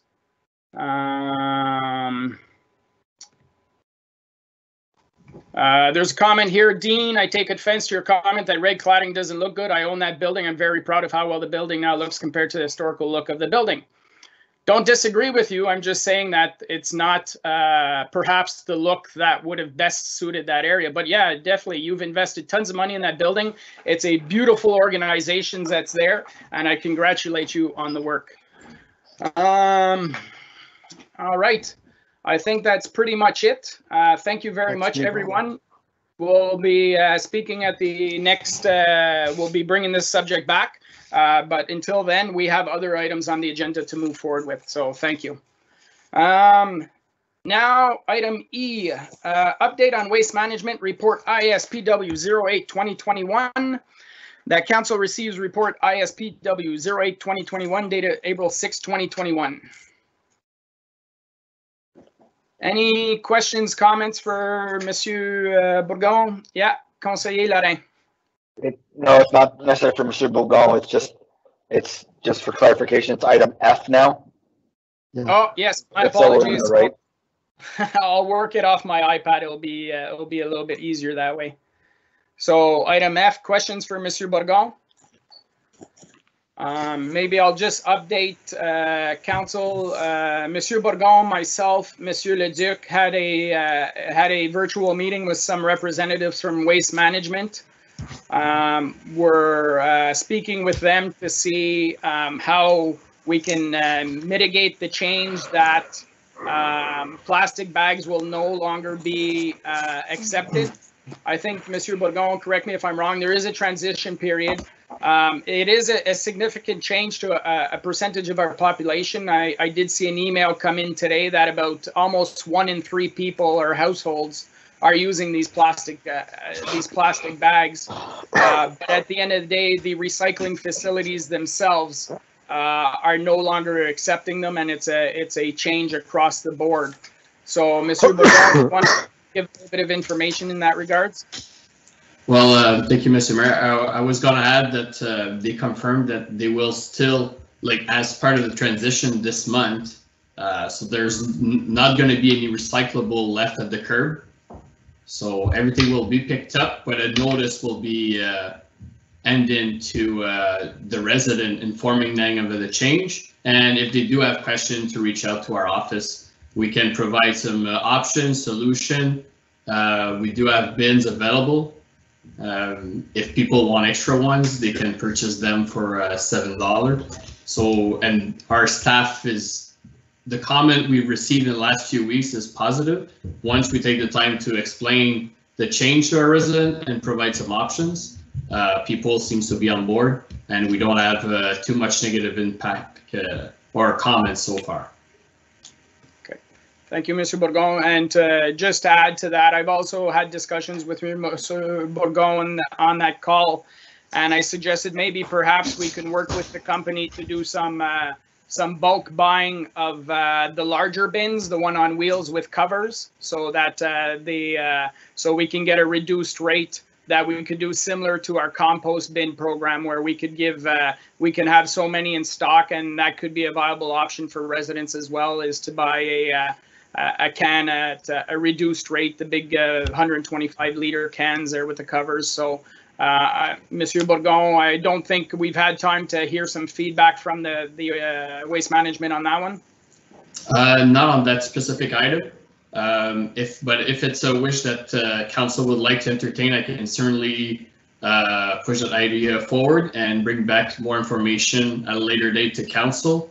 And if we are to move forward that option, well, obviously I'll have to amend our user fee bylaw to put that item as we do like for the composters and our recycling bin currently. Okay, thank you, Mr. Bourgon. I would make that suggestion. I'll ask feedback from members of council. I think that you know, giving more bins is great, but some of the people I've had concerns are the fact that there's no cover on them and the stuff blows in the wind. And I actually had a conversation with an elderly woman that lives on North Russell Road, and I can understand when cars are going by at 100 kilometers an hour that the wind gusts can easily take that. So I'm making that suggestion, so I'm looking for feedback from staff. Councillor Sosi and Councillor Tarnowski. Yes, thank you, Mr. Mayor. I've added that to the agenda tomorrow night for the Environmental Advisory Committee, so we will be discussing some ideas that we can bring forward. Okay, thank you very much. Councillor Tarnowski? Mr. LaRue, I would certainly support that 100%. I know that I was a main user of plastic bags for my recycling with a family of 4 here. And recycling every 2 weeks, it would fill up, and I don't have the space for more bins. And so I checked in with them. I bought myself one of those bins, and it's perfect. And so I would certainly support it. And I confirmed with them that they're happy to accept them, so as well as it was confirmed tonight. So. Okay, perfect. Thank you very much, Conseiller Laurent. Yeah, just to confirm on the discussion of the call, so are they picking up any of those bags this week as a transition, or are they rejecting them and just leaving them, just in case we get phone calls? Yeah, Mr. Bourgon, I think you stated that for the month of April, they'll be picking up as a transition phase.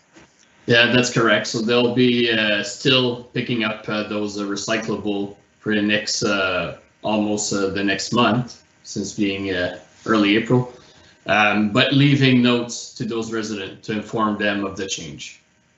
Okay, so they'll be delivering something to the front door, basically just saying, here you go. And okay. And Conseil Laurent? Yeah. On top of that, so I'm in favor of the larger bins. I'm assuming they will still collect it for whatever type of bin you put it in, or does it have to 100% be one of the blue bins? Because I know I have 3 blue bins. I used all 3, and I had 2 other bins out there, just regular bins that I found because I had, that much recycling. So I just want to make sure that, will they still pick it up, or? I think that the only concern, correct me if I'm wrong, Mr. Bourgon, is if the bin is too large or too heavy, then that's where they might get into an issue of picking it up. But like, I use my gray bins when on Blue Box Week, and they're picking up on that and stuff. Mr. Bourgon? Yeah, that's correct. It's really a matter of the size of the bin. So that's why there's an emphasis in our report for the 125 liters or the 50-pound weight limit. So it's the same type of restriction that applies for the waste as well. So it's really more of the size of the container. Okay, I know I'm way under the 50 pounds for the container, so it's mostly cans. So it's just making sure that that they'll still pick it up until I can get a couple of bigger bins. So thank you. Perfect. Thank you very much. And just for confirmation, Monsieur Bourgon, I know when I first have transitioned to the bigger blue ones that are almost double the size. Now, if somebody has a smaller blue bin, can they come in and trade it for the bigger version? That's a good question. We haven't had that option, but certainly something that we can arrange with those residents.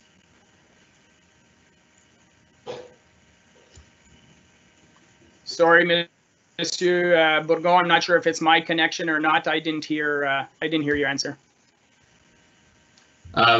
So yeah, it's certainly something that we can work out with our resident, do that type of exchange to allow them to have a larger bin, since all our new orders are now much bigger than the one that we had several years ago.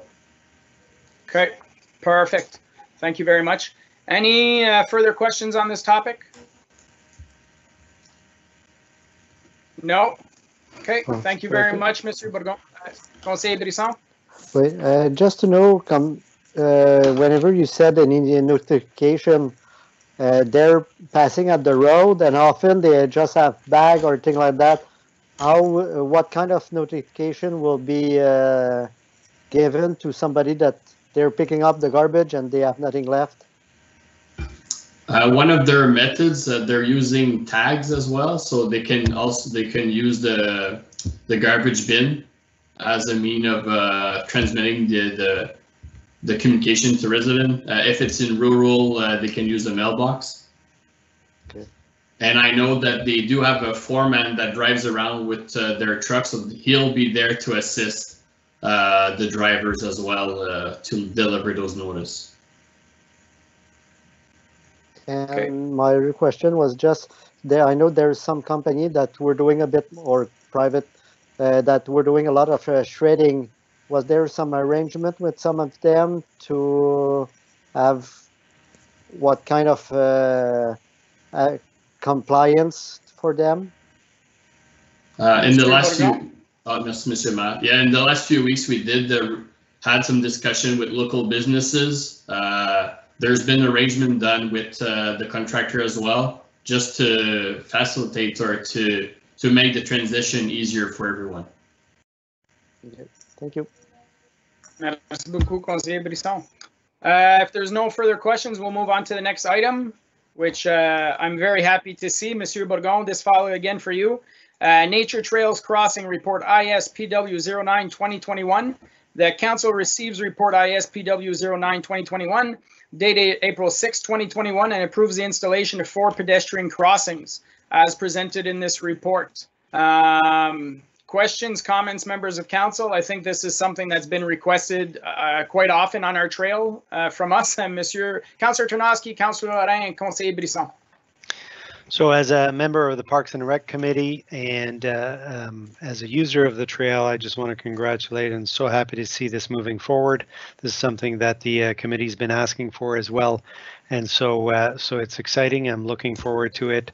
Yeah, we're moving forward. That's awesome. Thank you very much. Conseiller Lorrain? Sorry, I thought it was somebody else before me. So just to confirm, we're going to have this. We're going to make sure, we're going to make sure that we have notification well in advance, because it'll be a change.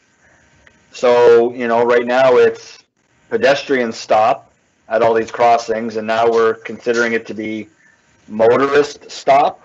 So we need to make sure we put signs well in advance to advise of that change.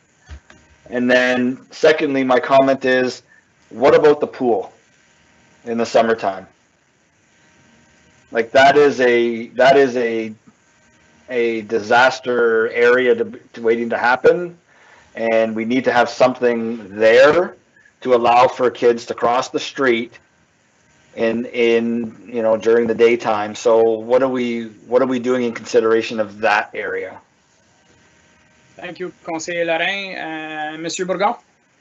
Merci, Monsieur Maire. So the crossing of the pool was identified or flagged in our previous report done a couple of years ago. So it's a matter of putting the sign similar to the type of crossing that we'll implement on Forest Road. So those signs will be ordered at the same time of all our 40 kilometers to be implemented. So it will be done as well, part of that process of putting new signs. So just for clarification, Monsieur Bourgon, at that crossing, you're talking about a crossing like on Forest Road, which So is not like, it's not a pedestrian push the button type of crossing. No, at this time it was just identified as a type D, as you can see the appendix. So it's only the signs itself, so there's no lights. Okay. Other questions, comments, Conseil Brisson? Oui, juste justement d'être très content que ça vienne dessus. Comme il avait suggéré la piscine, je crois que ça serait de quoi important aussi, mais avec des lumières aussi. Mais l'autre extension, quand il a dit pour les pistes cyclables, il y a au bout de la piste cyclable, d'où il y a l'Euphoria pour traverser la Grande Rue, justement pour aller à la Maison des Arts. Personnellement, j'aimerais tout de bien pouvoir l'ajouter à ce projet-là, que je crois que celle-là aussi serait très important à l'avoir, même si ça serait tout de bien plus proche du Euphoria pour nous que c'est plus droit, là, mais que cette intersection-là soit considérée avec la piste cyclable aussi. Okay. Merci beaucoup, Conseiller Brisson. We can pull this item off so we can vote on it separately. Monsieur Bourgon, did you want to address Conseiller Brisson on that comment? Yeah, thank you, Mr. Mayor. So I would recommend to council that specific location should be dealt with separately in another report. That's a county road, so we would need to go through the process of having a resolution like we did at the crossing of Castor at the end of last year. So again, to see the position of the county, to have the exact location. So I would recommend to council not to add that location part of this report presented tonight. Okay, thank you very much, Monsieur Bourgon. On that corner as well, if I remember well, Monsieur Leduc or Madame Tremblay, did we not put in a grant application for a potential project at that location, that whole intersection? I'm not sure if we have an answer, if we got feedback or an answer from the government on that one. Madame Tremblay. I'm sorry, I missed the intersection that we're talking about, Mr. Mayor. À côté d'Euphoria, Blais puis Notre-Dame. Yeah, so we were not successful. However, it's part of the streetscape master plan. Right. Yeah, there's anticipated significant works in that area that might improve circulation down the road. Conseiller Brisson? Non, comme pour revenir à la discussion pour la lumière à Maison des Arts, il n'y a pas de problème de le mettre aussi à une chose séparée, mais je crois que c'est de quoi important. Puis même si on fait des changements, je crois que c'est pas perdu pareil, ces lumières-là pour installer. Mais la raison que je redemandais aussi pour d'autres choses, est-ce que mais qu'on installe ces lumières-là, est-ce que sur l'asphalte, les lignes blanches vont être repeinturées pour que ça frappe l'œil, que quand les autos arrivent, ben, c'est visible encore plus pour que c'est une chose de piéton puis que c'est à priorité? Merci, Conseiller Brisson. Monsieur Bourgon? Merci, Monsieur le maire. Donc oui, les lignes vont être refaites là, pour selon le standard, puis aussi les dents de requin qu'on appelle vont être aussi ajoutées. OK, parfait. D'autres questions, commentaires? More questions on this one? So we're looking at this item will be separate. If we want to make amendments to it when we vote on it, then that's the time to make amendments. Right now, we're talking about 4 pedestrian crossings. Might be an amendment for a 5th one, but we'll see where that conversation goes. If there's no further questions or comments, we'll move on to the next item. Item G, 2022 municipal elections voting method report CL03-2021. That council receives report CL03-2021 dated April 6, 2021 for information purposes, and the clerk be directed to prepare the bylaw to confirm the use of internet voting as an alternative voting method for the 2022 municipal elections, and that 2, the clerk be directed to continue to partner with the interested municipalities of the UCPR to participate in a joint venture to prepare and proceed with a request for proposal. Questions, comments? Councillor Lorrain. Thank you, Mr. Mayor. Yeah, go ahead. Sorry. Do you have a comment? No, I was just making sure that I had the right letter in front of it, but it's good. Oh, that wasn't the question. So I have a couple of questions here. And the first one is, as I read through it and with statistics that were reported in here, is the recommendation that the internet be the only method? Or is it, because it's worded as alternative method, and when I see the phone participation at 22% and 11%, and I don't see phone as an option here, and then I don't see in person as an option. I just want to make sure. I just want to completely understand what we're voting on here. Are we only providing internet as the option to vote in the next election with this resolution? Thank you, Conseiller Lorrain. Madame Camré-Laflamme, I believe that's what we're looking at. For the last few elections, it's been telephone and internet, but the internet has been the majority. Yes, Mr. Mayor, so that's correct. So right now, the recommendation is to go only for internet. And why it says alternative voting is that's how it is on the Municipal Act. If you not go paper ballot, everything else is an alternative method. Okay. And that being said, the nice thing with the internet voting, for those who might be new to the area, haven't done it before, it's a week-long period, if I remember well, where you get access, you're able to vote. You can vote from anywhere in the world, essentially, and that information. And we also have, can't remember if we addressed it here, but we do have libraries that have internet access for those that might not have it at home. Or on their telephone, and worst case at the municipality, we can always provide that service as well. But we also go into our retirement homes. Is that correct, Madame Laflamme? That's correct, Mr. Mayor. Okay. Can I ask that this item be removed and dealt with separately, please? Yeah. Thank Any you. other questions, members of council?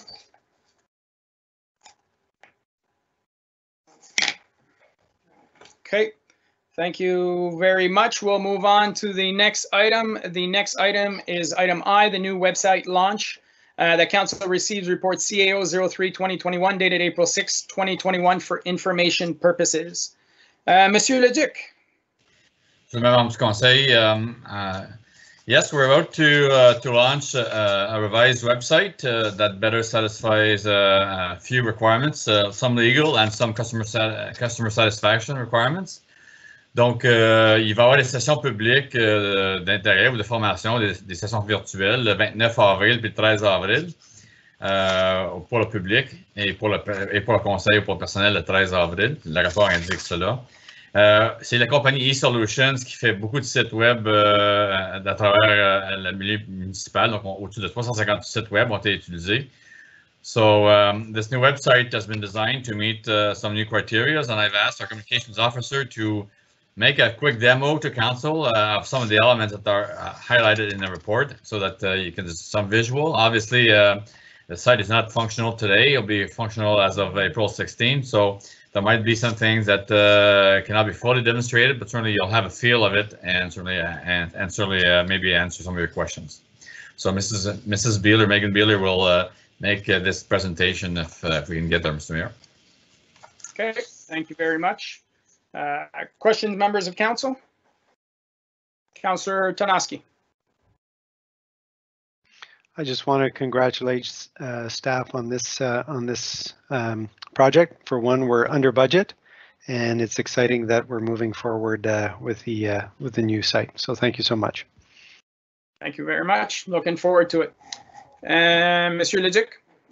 Yes, Mr. Mayor, I want if council, we'd like to show council a demo here, maybe a 5-minute, 10-minute demo of what we've got for the design. So we would like to just take over the screen, and certainly Mrs. Beeler can demonstrate some of these elements. Oh, okay, perfect. I was expecting it. No, there's a quick demo tonight regarding some of the key features, but certainly the functionality of it fully will be shown to you later. But there's some quick glance of the site of the new website design. Oh, perfect. Go ahead, Mrs. Beeler. Miss Beeler, sorry. You're muted, Megan. Thank you, Mr. Mayor, and thank you for giving me a little reminder on how to use my my Teams here. So can everyone see my screen? I can't see it.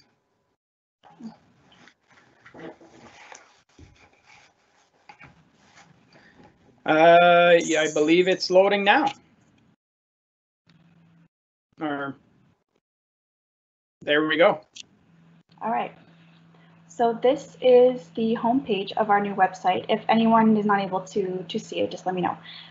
So this is the homepage of our website. There's still a few things, a few links to work out before launch on Friday, April 16th. That's next Friday.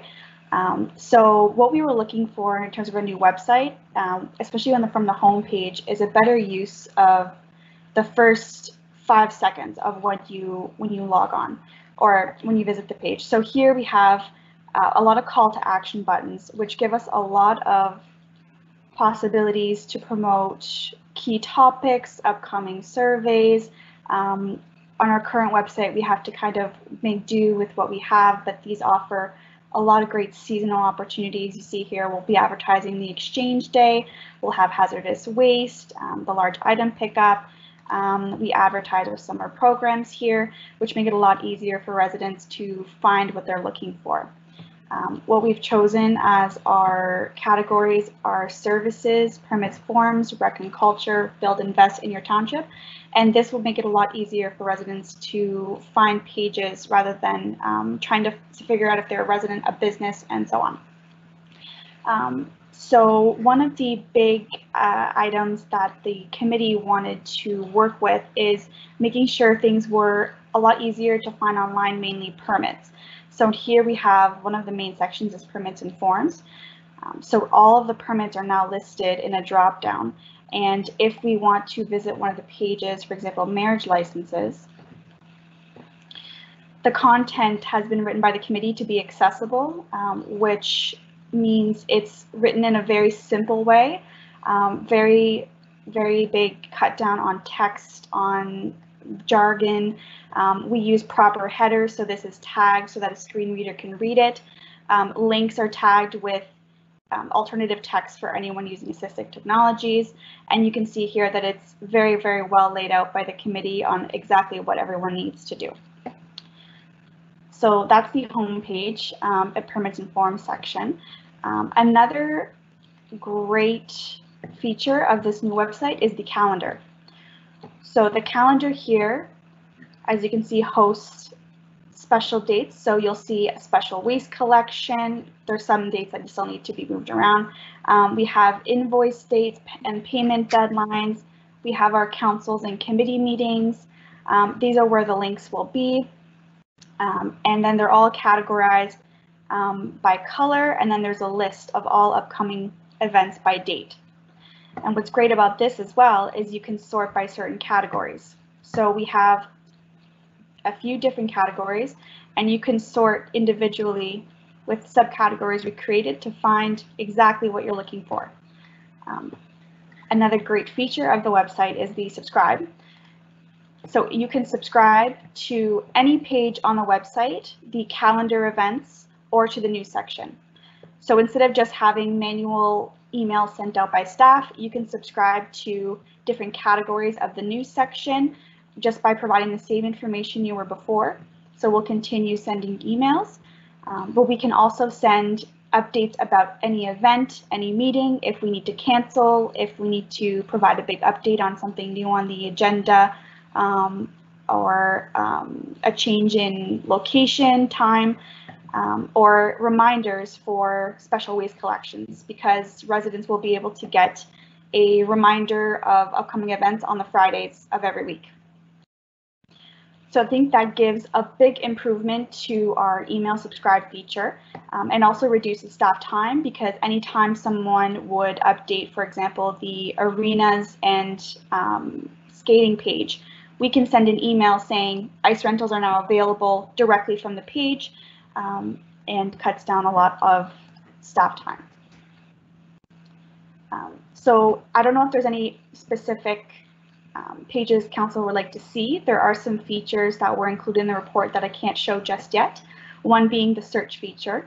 At this time on our current website, the search feature will use Google Ads and will show 4 or 5 Google Ads before pulling up township web pages.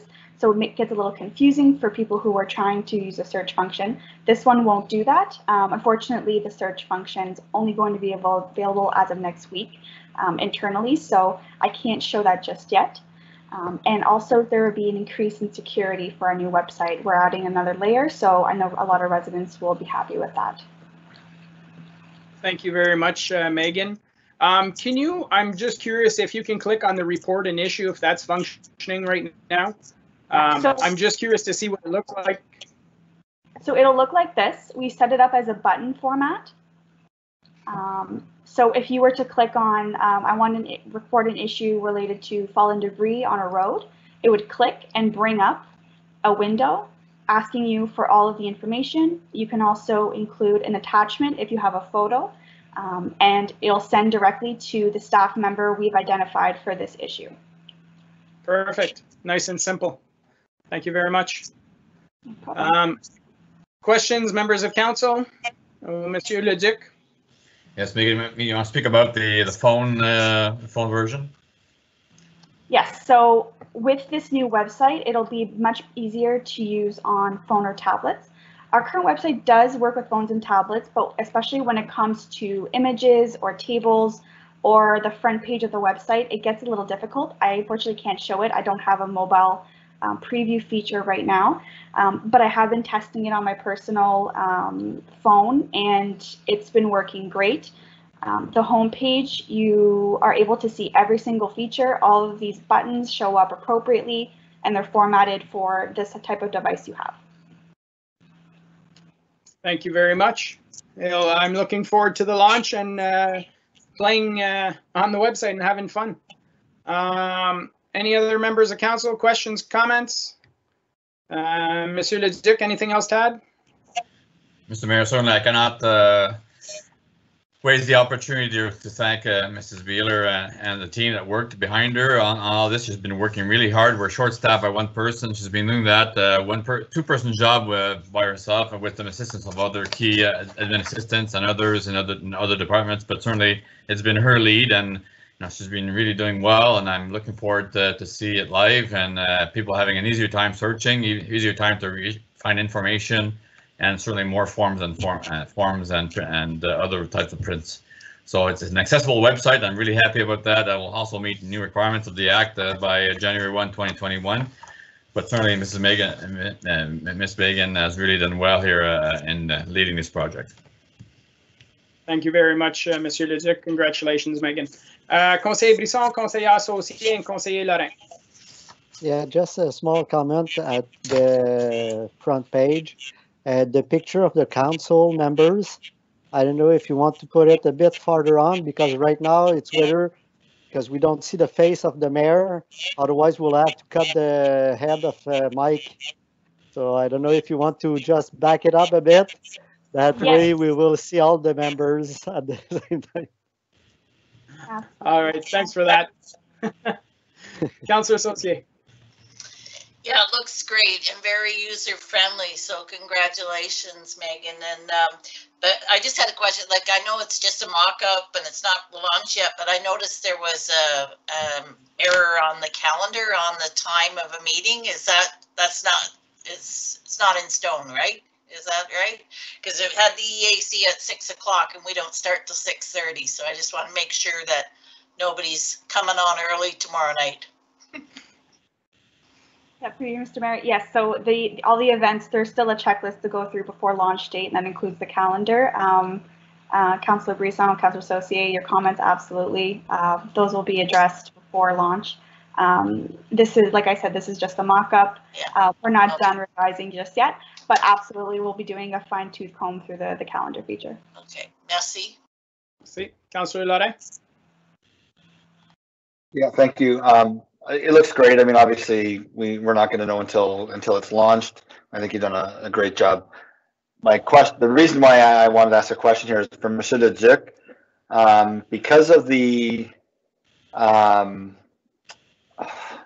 forget the term that I'm going to use, because of the information that I'm going to be asking at section 18. I don't know if Megan was going to be staying on the call, but can I ask that she does stay, because her expertise will probably be needed to answer my question or answer my concern on that. So if that's possible to stay until then, I would appreciate that, but I thought I'd run through you, Mr. Leduc, first. Yes, I think she's expecting that participation, so she's going to stick around for sure. Thank you very much. Appreciate it. Thank you very much. Okay, with no further questions, we'll move on to the next item. Item 12, reports from investigator and the ombudsman, we have none. Item 13, notice motions, we have none. Item 14, question period on the meeting of the day. We had lots of questions on the HCD district. Now we're questions on all the other items. I see that we do have one, Mr. Brian Young, 200 Equinox Drive. Has the staff had time to consider my comments concerning tactile walking service indicators at the revamped pedestrian crossings for the AODA and the DOPS? Monsieur Bourgon, I believe that falls under you. Exactly, Monsieur Maire. So we are currently reviewing that to make sure that we do meet all the requirements, guidelines for those type of crossing. Obviously for us, it's a bit different. It's a multi-pass, so we need to make sure that, yes, we meet the AODA, so that's going to be a requirement for in the tender itself. But as well, we need to think about our other users of the trail. I'm thinking maybe like for someone using rollerblades as an example. Right. So obviously those type of installation we need to consider all type of users. So we are reviewing all the guideline, and obviously the installation will have to meet the AODA. Okay, thank you very much, Mr. Bourgon. I don't see any other questions. There is a time, a few second time difference here, so I'll give another 15-20 seconds for if somebody has a question in regards to the other reports that are on the agenda.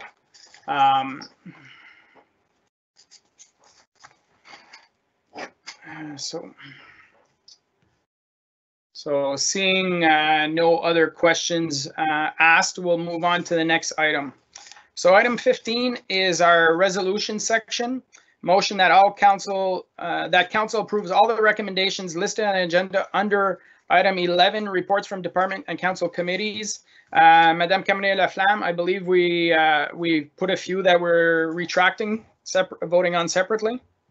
Yes, Mr. Mayor. So after you put on the main motion on the table, it will be 11E for the HDC, 11G for the nature trails, and 11H for the municipal elections. Okay. Just so, Mr. Mayor, it's yep. HCD. HCD? Yeah, sorry. No worries. Okay. Okay,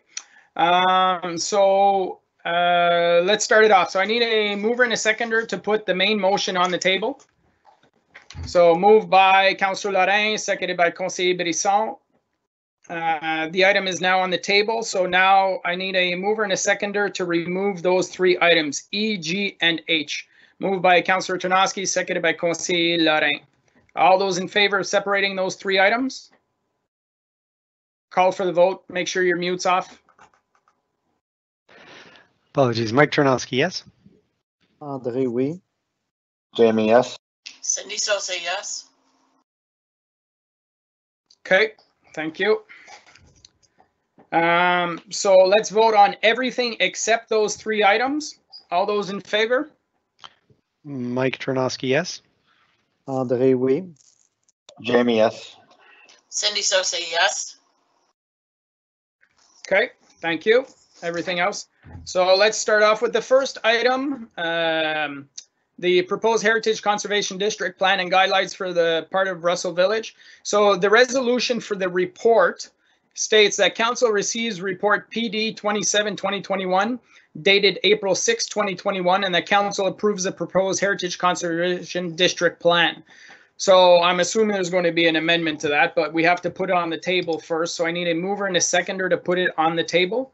So moved by Councillor Ternosky, seconded by Conseiller Saucier. So any questions, amendments? Councillor Lorrain. So it's the bylaw stage that we would have to amend for second to third reading, right? So this is just like what is the resolution doing?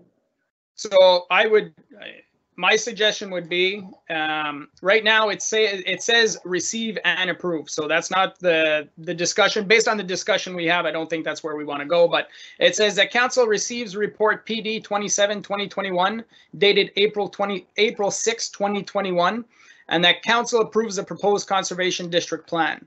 So I'm not sure if somebody wants to remove that last section and we're just receiving this report. Councillor Ternosky?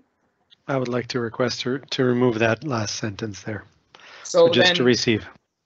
So that Council receives report PD 27-2021 dated April 6, 2021 and remove the rest. So we have a mover. Do we have a seconder? I have a question. You have to that approve has to be first. put on the table first before we question the item. Okay. So do we have a seconder for that? Councillor Lorrain seconds it. So now we can open the question to that amendment. Councillor Saucier? Yeah, I was just wondering, I thought we were going to just have it read as a second reading passed. That will then, be sorry. That will be in the bylaw section, but Okay. right now we're still in the resolution section.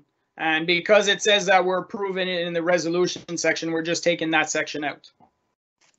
So we're receiving the report, and then there'll be further discussion at the bylaw section. Okay, thank you for the clarification. No problem. Did you have a question, Conseiller Brisson, on that point? Yeah, it was just mentioning that since we've been talking about it since 6 years and having so many time talking about it, I'm not just sure that except using some time from our staff and costing a bit of money, but more late time, I'm not really sure if it will change the view of one of our 5 of us, or if we already have made our decision to just have the final vote tonight. So, well, at this point in time, when we get to the bylaw, we'll have further discussion on that. But at this point in time, it's just removing the approval at this point. So we're just, for the resolution part, we're accepting. What's being proposed is that we simply accept the report. But at item 16, the bylaw, there's going to be further discussion on there, and there might be further changes. It might go through at that point during the bylaw, but just at this point in time, Councillor Ternosky's recommendation is just to receive it. And So just to mention before we have the vote, that it's not because of the petition or anything. It's just that I was not convinced of the goodness completely of the heritage. So that's why I just wanted to make that comment before the vote goes in. okay, thank you. So let's call a vote for the amendment to simply receive this report. So I'll call for the vote. Mike Ternosky, yes. Andre, oui. Jamie, yes. Cindy Sosa, yes. Okay, so we've approved the amendment. Any further discussion at this point, or we can accept that just as amended? So I'll call for the vote. All those in favor as amended? Mike Ternosky, yes. Andre, no. Jamie, yes. Cindy Sosa, yes. Okay, it is carried. So we've just received this report. The next item is item G, the nature trail.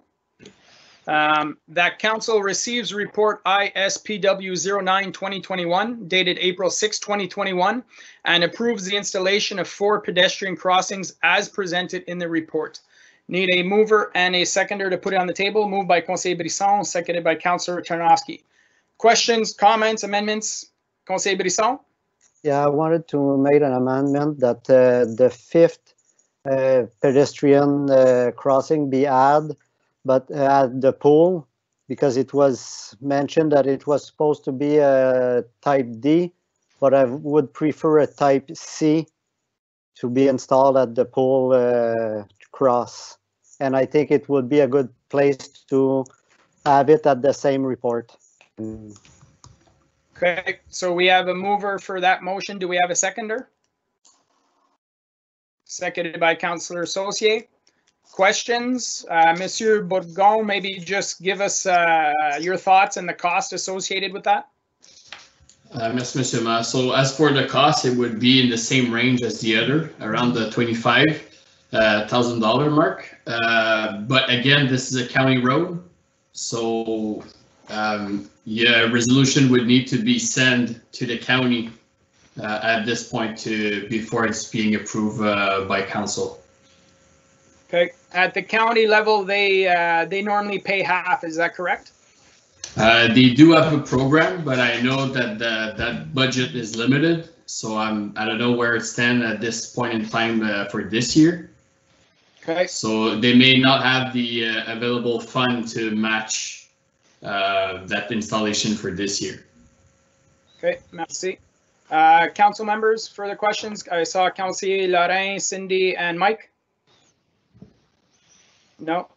Anybody?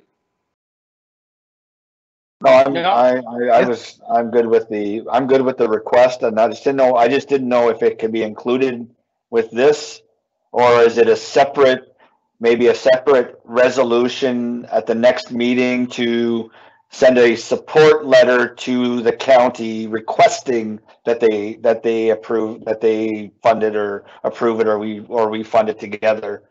Like, I just didn't know what process it needed to be to do that. Okay, so we have some information from Monsieur Bourgon. Conseil Brisson moved it, Councillor Saucier seconded it to add it. Would you like to change it to give direction to staff to bring back a resolution to go to the UCPR at the next meeting? Well, what works best, Mr. Mayor? You're the one that sits at county council. So if you tell me that they will want a resolution from council that isn't fully endorsing that crossing, or is this good enough? Because I'm in full support of it. So yeah. Well, the way the resolution is worded right now is that we're basically saying that we're going to do a 5th one without advising the county, and we're accepting all the costs, right? So I think we should take the step of sending it to the county, having that discussion with the county, and finding out, are they willing? Is there money in the program to do their half? If there's not, then we can have further discussion. Say, well, if we upfront the cost this year, can you make sure that we get reimbursed a portion next year? But Monsieur Bourgon will have that discussion with Monsieur Bouchard at the county level. But the resolution, the amendment was simply to add another cost of $25,000 to this project at the pool location, which is not our road. So we have to deal with that amendment. That's why I'm asking Conseil Brisson if he's okay that we bring this back at the following meeting and we simply sign a resolution at that point and send it to the UCPR. Then it'll further the discussion, but it doesn't commit anything this evening. Conseil Brisson? Oui, j'ai pas de problème à l'enlever là pour le chose. C'est juste pour clarifier, par exemple, dans le rapport à l'intersection de Castor, celle-là avait déjà été approuvée. Donc, est-ce qu'on a un coût de 25 000 ou c'est les comtés nous donnent un coup de main pour le 25 000, le coût de 25 000 $ à Castor? Sur l'intersection Castor, M. Bourgon, les comtés that was approved in the budget and they're participating in that one? Yes, that's correct. So it was already approved. So both parties in that case are splitting the costs half. Donc, dans ton rapport, c'est pas 100 000 d'abord, c'est parce qu'il y a un 25 000 qui va être splitté en deux. Non, donc l'intersection à Castor n'est pas inclus dans mon rapport puisque ça a déjà été approuvé dans le passé. Oui, on parle de 4 autres intersections. Exactement. Je pensais qu'elle était dans le rapport aussi, elle était juste dans MAP. OK. Exactement. Oui, je demanderais qu'on peut renlever mon amendement, mais qu'on fasse la demande au comté, qu'on fasse la demande pour la piscine, mais aussi pour la Maison des Arts. Okay, so Councillor Saucier, you're okay with removing the amendment since you were the seconder? Yes. Okay, so the recommendation is removed. Monsieur Bourgon, Monsieur Leduc, staff direction for this is just to prepare something. You don't need a resolution to that effect. So that'll come back at our next meeting. So we're just voting as stated that council receives report ISPW 09-2021 dated April 6, 2021 and approves the installation of 4 pedestrian crossings as presented in the report. We have a mover and a seconder. It's on the table. So I'll call for the vote. Mike Ternosky, yes. André, oui. Jamie, yes. Cindy Saucier, yes. Perfect. Item is carried. Thank you very much. That's a good news story. Next item is item H for the municipal elections. That council receives report CL 03-2021 dated April 6, 2021 for information purposes, and that the clerk be directed to prepare the bylaw to confirm the use of internet voting as alternative voting method for the 2022 municipal election, and that the clerk be directed to continue partner with the interested municipalities of the UCPR to participate in a joint venture to prepare and proceed with a request for a proposal. So this, in essence, Madame Camerier-Laflamme, the bylaw is not tonight. It's just that you're going to be preparing one for a meeting down the road, correct? That's correct, Mr. Mayor. It's just to choose the alternative voting method, though. Okay, but it will still be voted in a bylaw to come. Yes, Perfect. and to give also the opportunity to go with the rest of the UCPR municipalities that will prepare the RFP together. Perfect. Yeah, last time there was a cost savings by going all together. Okay, I need a mover and a seconder to put it on the table, please. Moved by Councillor Ternosky, seconded by Conseiller Brisson. Questions, comments? Conseiller Lorrain? Yep, I'm going to put an amendment on the table. I'll move it. I don't know if there'll be a seconder or not, but I'm hoping there will be. You know, I'm going to make before I do, I'm going to make the comment that, you know, I think voting by the internet is an absolutely wonderful and easy way to have people vote. I think, you know, we've seen some significant participation, which is great. However, I think we still are not seeing the levels of participation that we would want to see.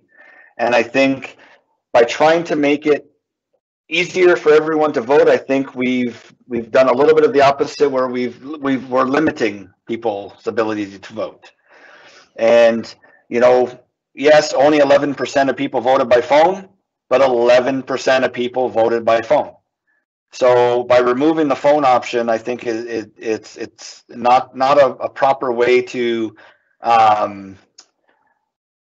enhance, but, you know, encourage the members of the community to vote. So I think we're doing a disservice to that 11% that voted that way last time.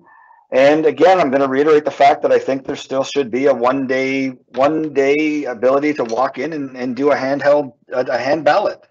You know, people, that's the biggest complaint I heard over the last 2 elections, and that people just didn't vote because out of principle, they wanted to come in and sign their name on a piece of paper. So my amendment is to include the telephone option and not just go with a singular option of internet. I've already been defeated a few times on the in-person, but I wanted to make the statement tonight on that. But my amendment is to include telephone voting as an alternative option. Okay, so we have a mover to include telephone voting to put on the table. Do we have a seconder? Moved by Councillor Ternosky. So now questions on that amendment. Conseiller Brisson? T'es muté, conseiller Brisson. Oui, c'est juste savoir, Joanne, comme c'est là, tu disais c'était seulement, mais les dernières années, les 2 dernières élections, c'était avec le téléphone qui était en la même temps. Est-ce qu'il y avait des coûts supplémentaires ou ça a l'air que c'est faisable parce qu'ils l'avaient fait, là? Mais puis les autres comtés, as-tu su qu'est-ce qu'ils font? Madame Cameron-Laflamme? Yes, Mr. Mayor, through you, to respond to Councillor Brisson, I indicated in my report that yes, so far there is at least one of the municipalities that has directed his clerk to only proceed with the internet voting. I know another one is only going with tabulators, and another one might be considering different alternative like telephone or vote by mail on demand, but that's not confirmed. And for the others, I'm not sure, but they were going with internet only to propose to their council as well. For the second question, yes, there was a telephone and internet for the last 2 elections.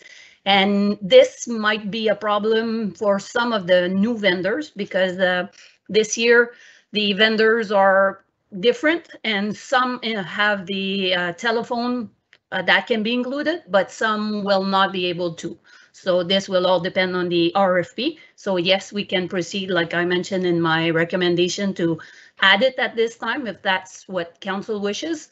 And then I'll bring back a report and say whatever the RFP recommends for the vendor, if they offer that possibility or not, and then council can decide if they want to choose another way.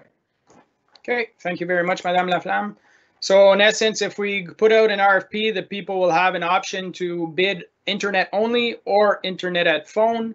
So we're not necessarily eliminating somebody by saying it has to be both. If we word it in the RFP, and then once the RFP comes back, then we'll be able to see what the price difference is and what impact it would have. Is that something you'd be okay with, Conseiller Lorrain, to proceed it that way, that we include it in the RFP, but it'll be further discussion when that comes back on the table? That's fine at this point. So just so that so that my amendment still stands, that I want telephone included in the RFP. In the RFP. So that, okay. So that,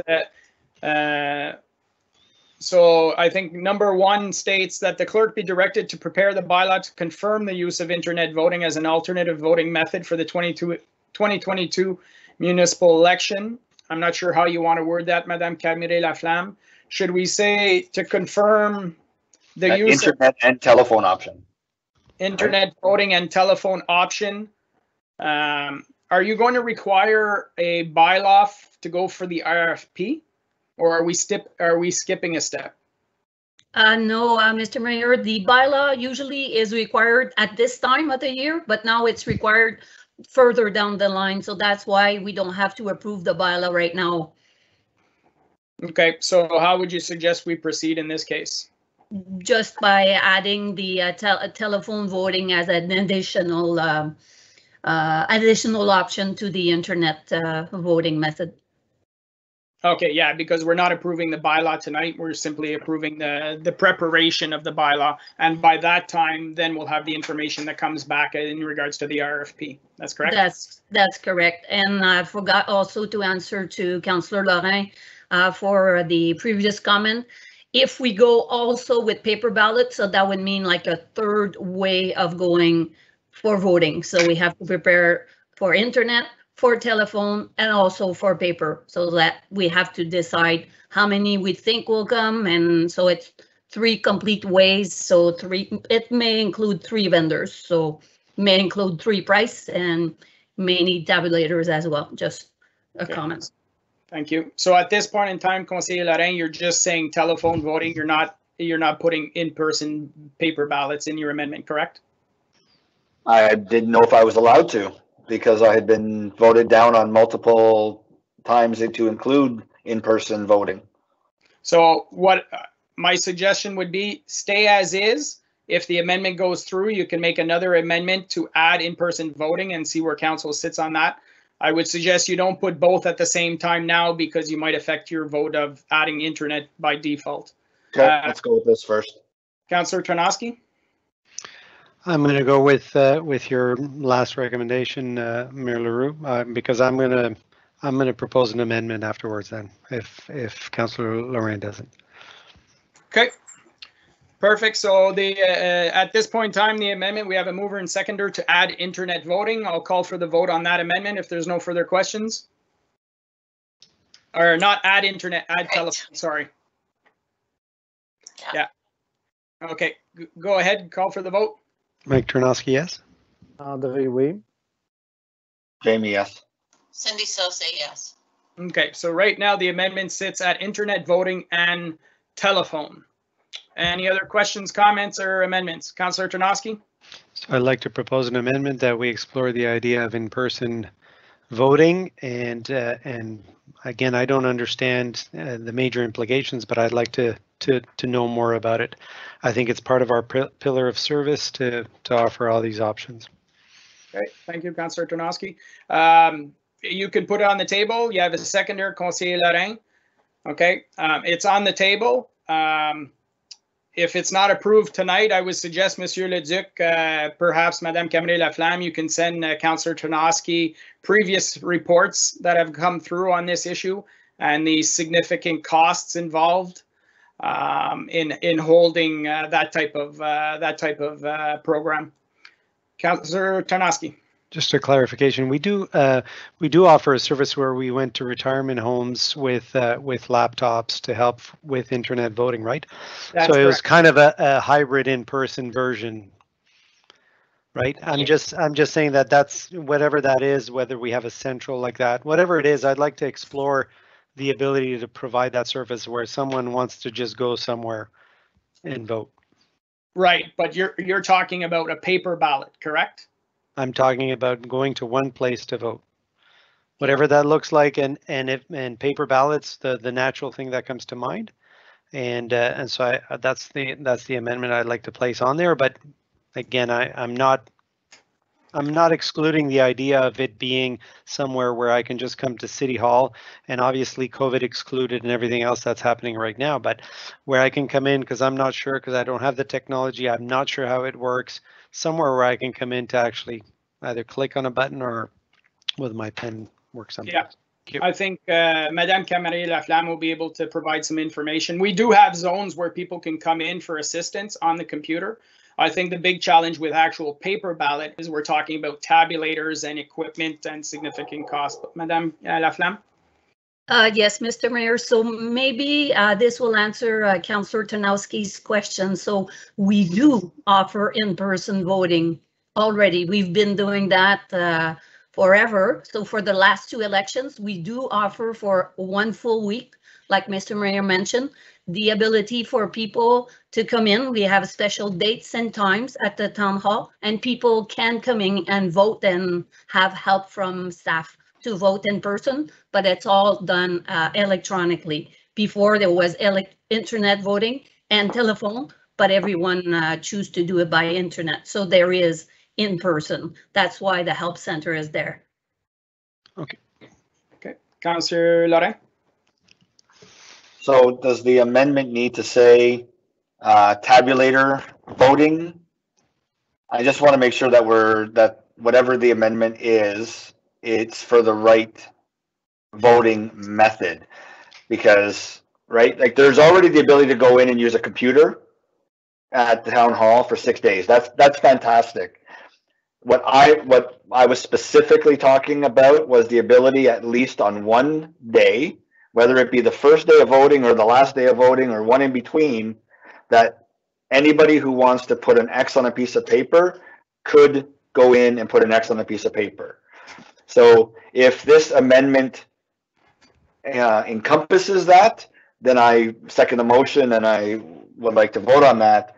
If that doesn't incorporate what the amendment is, then I think we need to revisit what the amendment is, and I just want to confirm that. Okay, thank you. We'll let Monsieur Le Duc has a comment. Yes, members of council, I think you're now considering three methods of voting, three different methods of voting, and 3 methods of communicating to voters on how to vote, which may just lead to more confusion. I think if you're referencing going to a polling station, obviously there's pollers to be hired, trained, and there'll be different polls needed. Tabulators are not something we have right now, so there's got to be some either purchasing or rentals if that's at all possible. But certainly, even if you were to have them to come in and vote on a piece of paper, right now the tabulation results are all electronic. So how do you incorporate handwritten votes into a electronic system? I'm not saying it's not possible, but I'm just saying it's going to have to be over 2 or 3 phase in the results. It won't be just a matter of pushing one button. It's going to have to be more verification made, more. I'm just saying we're just complicating the whole process now if we do that.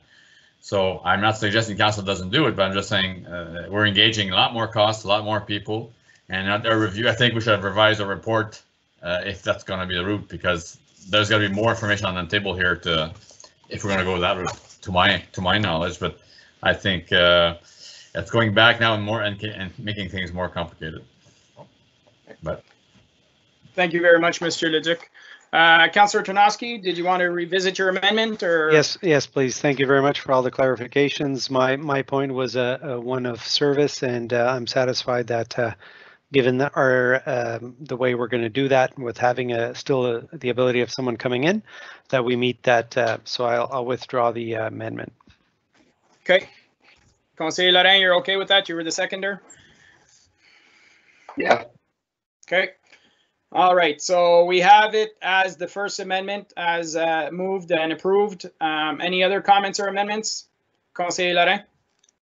I'm just going to make the comment that I would put an amendment here.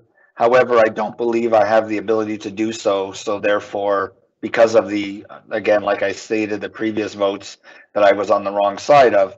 So I would like to do one, but unfortunately I'm not able to do so. We'll continue on as is. So just for clarification, you have the ability to make an amendment, you just probably won't have the support to get it approved. No, I don't think I have the ability to. How can I put an amendment on something that has been voted against on multiple occasions? Unless the clerk tells me something different. Well, this is a new report. The last time this would have been in a previous council that would have had the same discussion. So no, this council's already had the discussion. Okay. I just want to make. I mean, if I'm able to do it, I'm gonna put it on the table, or at least attempt to, because I still think at least one day of in-person voting should occur. But I'm almost positive that Madame Cameron brought that report early on in this council to ask which voting method we were going to do in 2022, and I was voted against on that in-person tabulation, and I think that's when we might have gotten rid of the tabulators. So I just want to make sure, because if I can propose it, I'm going to propose it. Okay, thank you very much, Madame Caméré-Laflamme. Nothing's jumping to mind on that previous report. Mr. Mayor and Councillor Lorrain, I don't recall. My last reports were in 2016, 2017, and 2018, so I don't believe I brought anything on the elections in the last year. So then, in my suggestion then is we can just go status quo, Conseiller Lorrain. Madame Caméré can forward you the last report that came to council on the matter. And if you feel that if it wasn't discussed in this term and you want to bring it back, then you can just bring it back under council member items and we can further the discussion. Then that doesn't take part of the RFP, correct? For in-person tabulators? No, I would suggest that Madame Caméré-Laflamme can send you the document this week, and then you could bring it up at council member items in the next 2 weeks at the following meeting. I don't believe, Madame Laflamme, you plan on putting your RFP out in the next 2 weeks, if we're working with the other municipalities. Mr. Mayor, yes, we're going ahead with a meeting on next week because all municipalities should have presented their report to their councils this week or last week. So, okay. So how we'll be discussing. Okay. How about this, Conseiller Lorrain? I'm fine with you making the amendment, and we'll see where council goes. And procedurally, if we shouldn't have, then we'll deal with it. But I'll open the floor if you would like to make an amendment. Okay.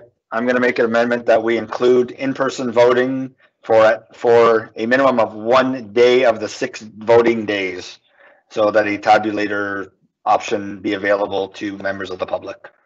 Okay, thank you very much. We have moved by Conseil Lorrain. Do we have a seconder?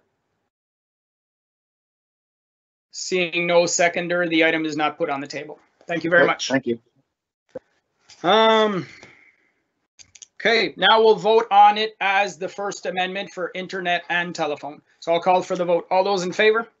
Mike Ternosky, yes. Andre, oui. Jamie, yes. Cindy Sosa, yes. Perfect. Item is carried. Thank you very much, everyone. Okay, item 16, bylaws. The first item is, I'll read it. It states, item A for the Heritage Conservation District bylaw.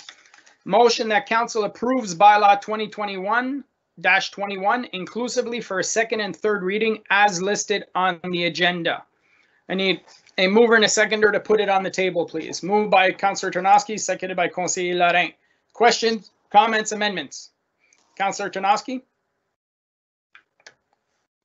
You're muted, Councillor Ternosky. Apologies. I'd like to propose an amendment that we just leave it as the second reading. Okay.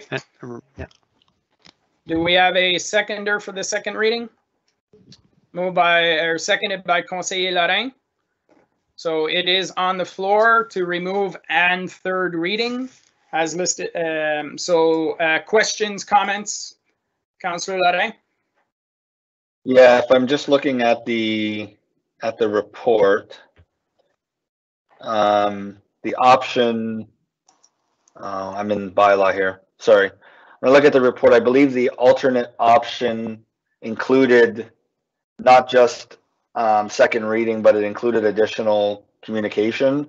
I don't know if we need to specify that here or not, or is that just understood based on the discussion?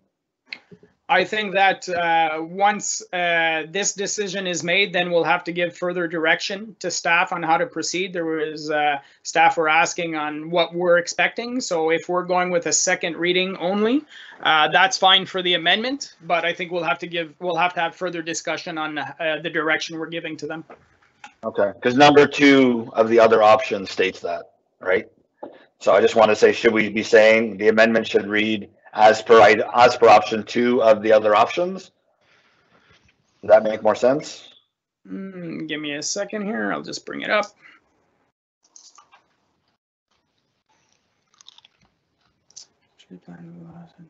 That's at the bottom, right? Yeah. So other options, proceed with only second reading and conduct more public consultation. So yeah, if we want to change it to second reading, or a motion that council approves bylaw 2021-021 inclusively for a second reading and conduct more public consultation as listed on the agenda. Are you okay with that, Councillor Ternosky? Yes, I am. Thank you. Conseiller Lorrain, you're okay with that? So that now that is on the table. So any further questions on that one?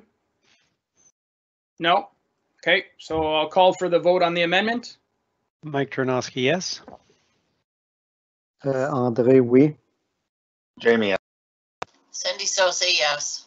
Okay, so that is amended. So let's have a conversation in regards to what's the more public consultation we want to give direction to staff. As I mentioned, I think that we should reach out to the members in the HCD and give them a time frame as to when we're accepting comments for. I think that what specific comments are going to be brought. I'm really looking forward to potential changes to the document.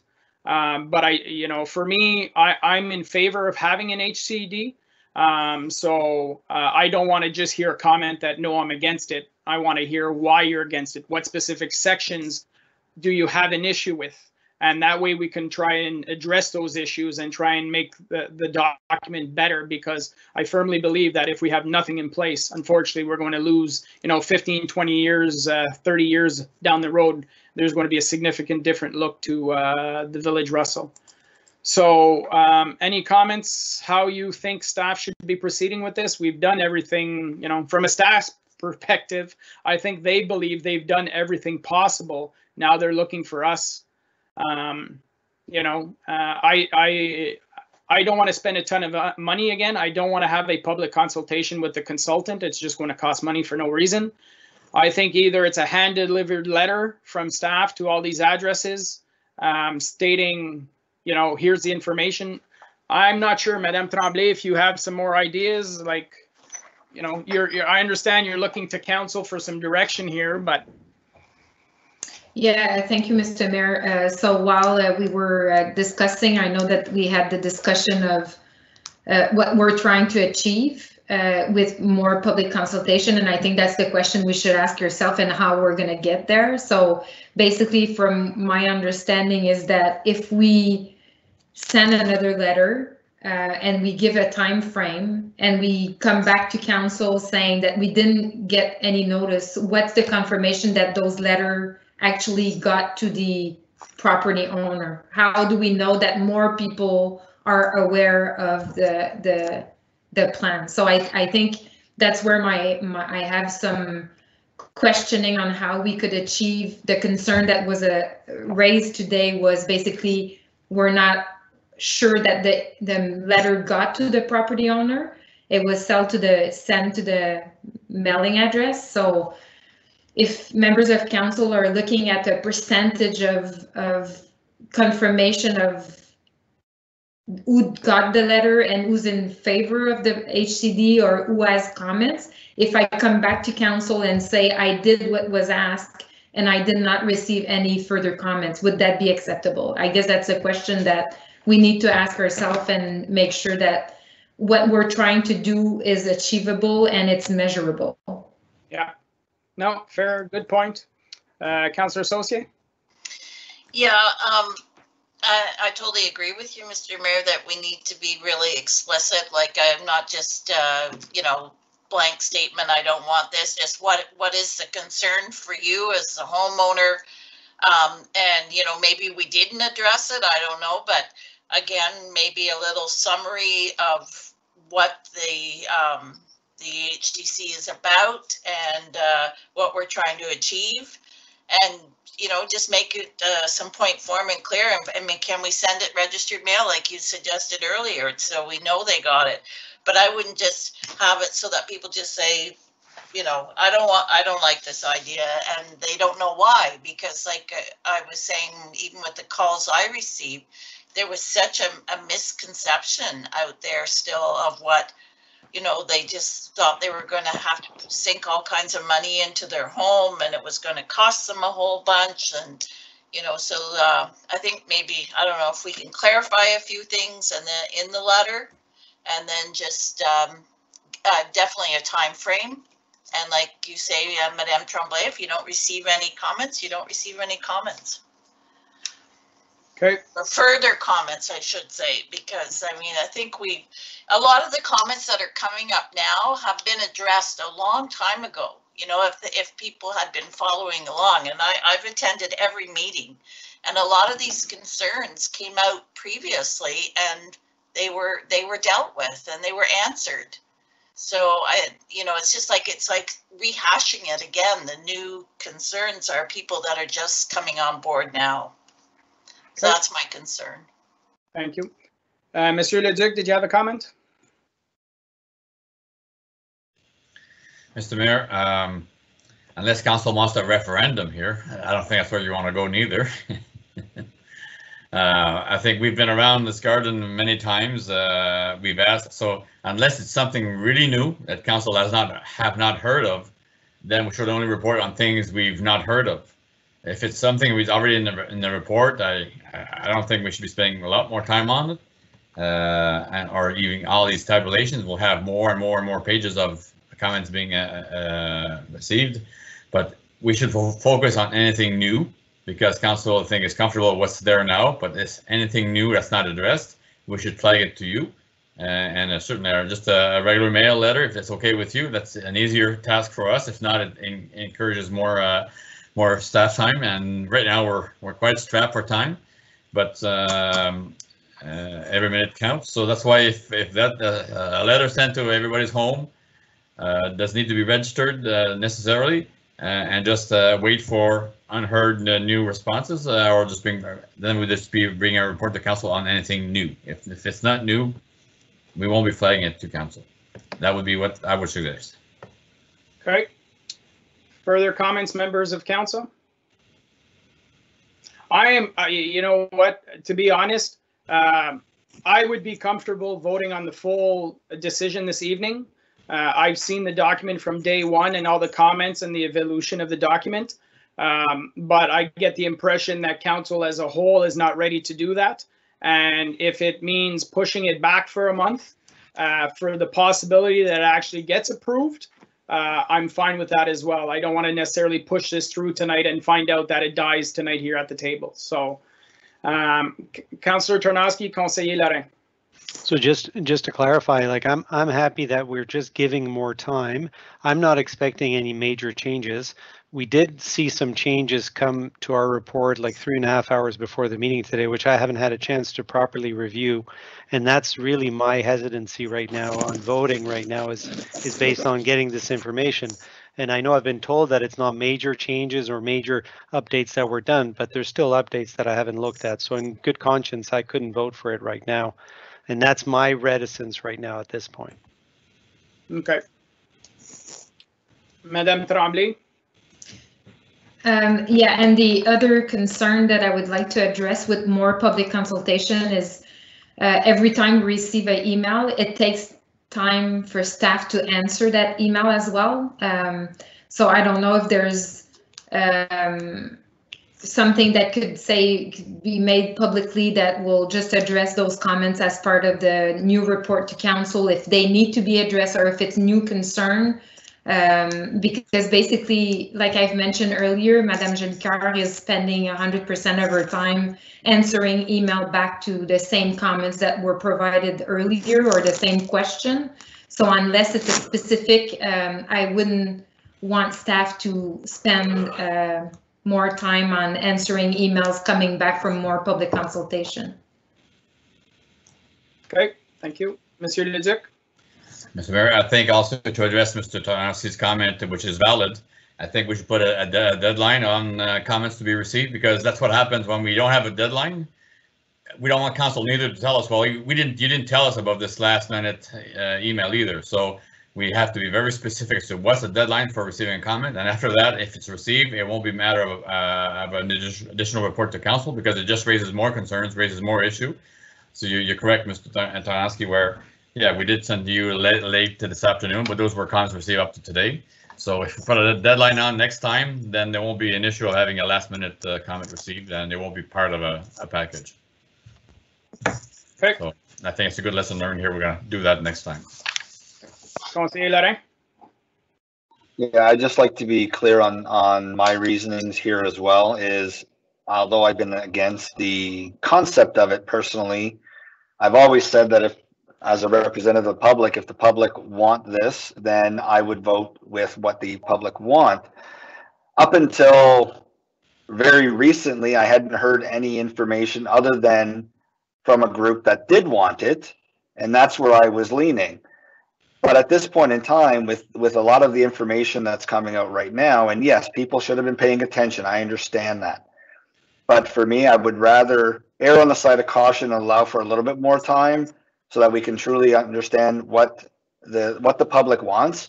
And the reason I'm doing that is because this could change my vote, right? I mean, that's the only reason I would ever ask for something to be extended, is for the ability for me to vote in favor of something in that manner, or change my opinion on something. So I know that Madame Tremblay and her group, and Alex, Alex Jolicoeur has done an amazing job here. And, I don't want to minimize what they've done by just blanketly saying I'm against it. I want to make sure I truly represent the entire 100 and I think it's 170 houses, or if it's one or two off one way or another, for the people that actually have the district and have houses in there or property in there, that I get a better indication of that. So right now, I thought I was one way, then I'm not. So I want to make sure I have that opinion. And if it changes, then it may absolutely change. But again, it may not. So I just want to make sure that it's not a reason for, I'm not doing it for one reason, I'm doing it for a specific reason. And that's why. So I just want to make it clear that that's the reason why I'm voting. I would vote in favor of the second reading only tonight. Okay. So how about I make this suggestion?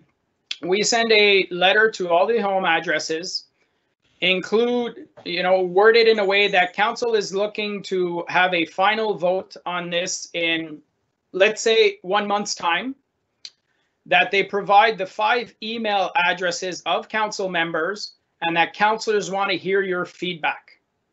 And specific, if you're not in favor of the report, please submit which sections of the report you have an issue with. Because I think realistically, staff have addressed this. They've done a fabulous job. We've seen the reports. It's really members of council that are asking for more time so that we can weigh the comments. So if members of council are okay with that, send a letter, put our 5 email addresses on it. Like we've seen, people have been sending emails. I've been responding, saying, please send me specific sections of where you have an issue with, because I'll say it publicly here, I am in favor of the HCD, but I'm willing to listen and adjust accordingly if I know which sections are of concern. So that way it gives people a month to contact us, and we're not burdening staff with this again. If they have questions in regards to specific items about their property, then obviously that would be pushed to staff, but they can specifically say to send it to us. Would members of council be okay with that?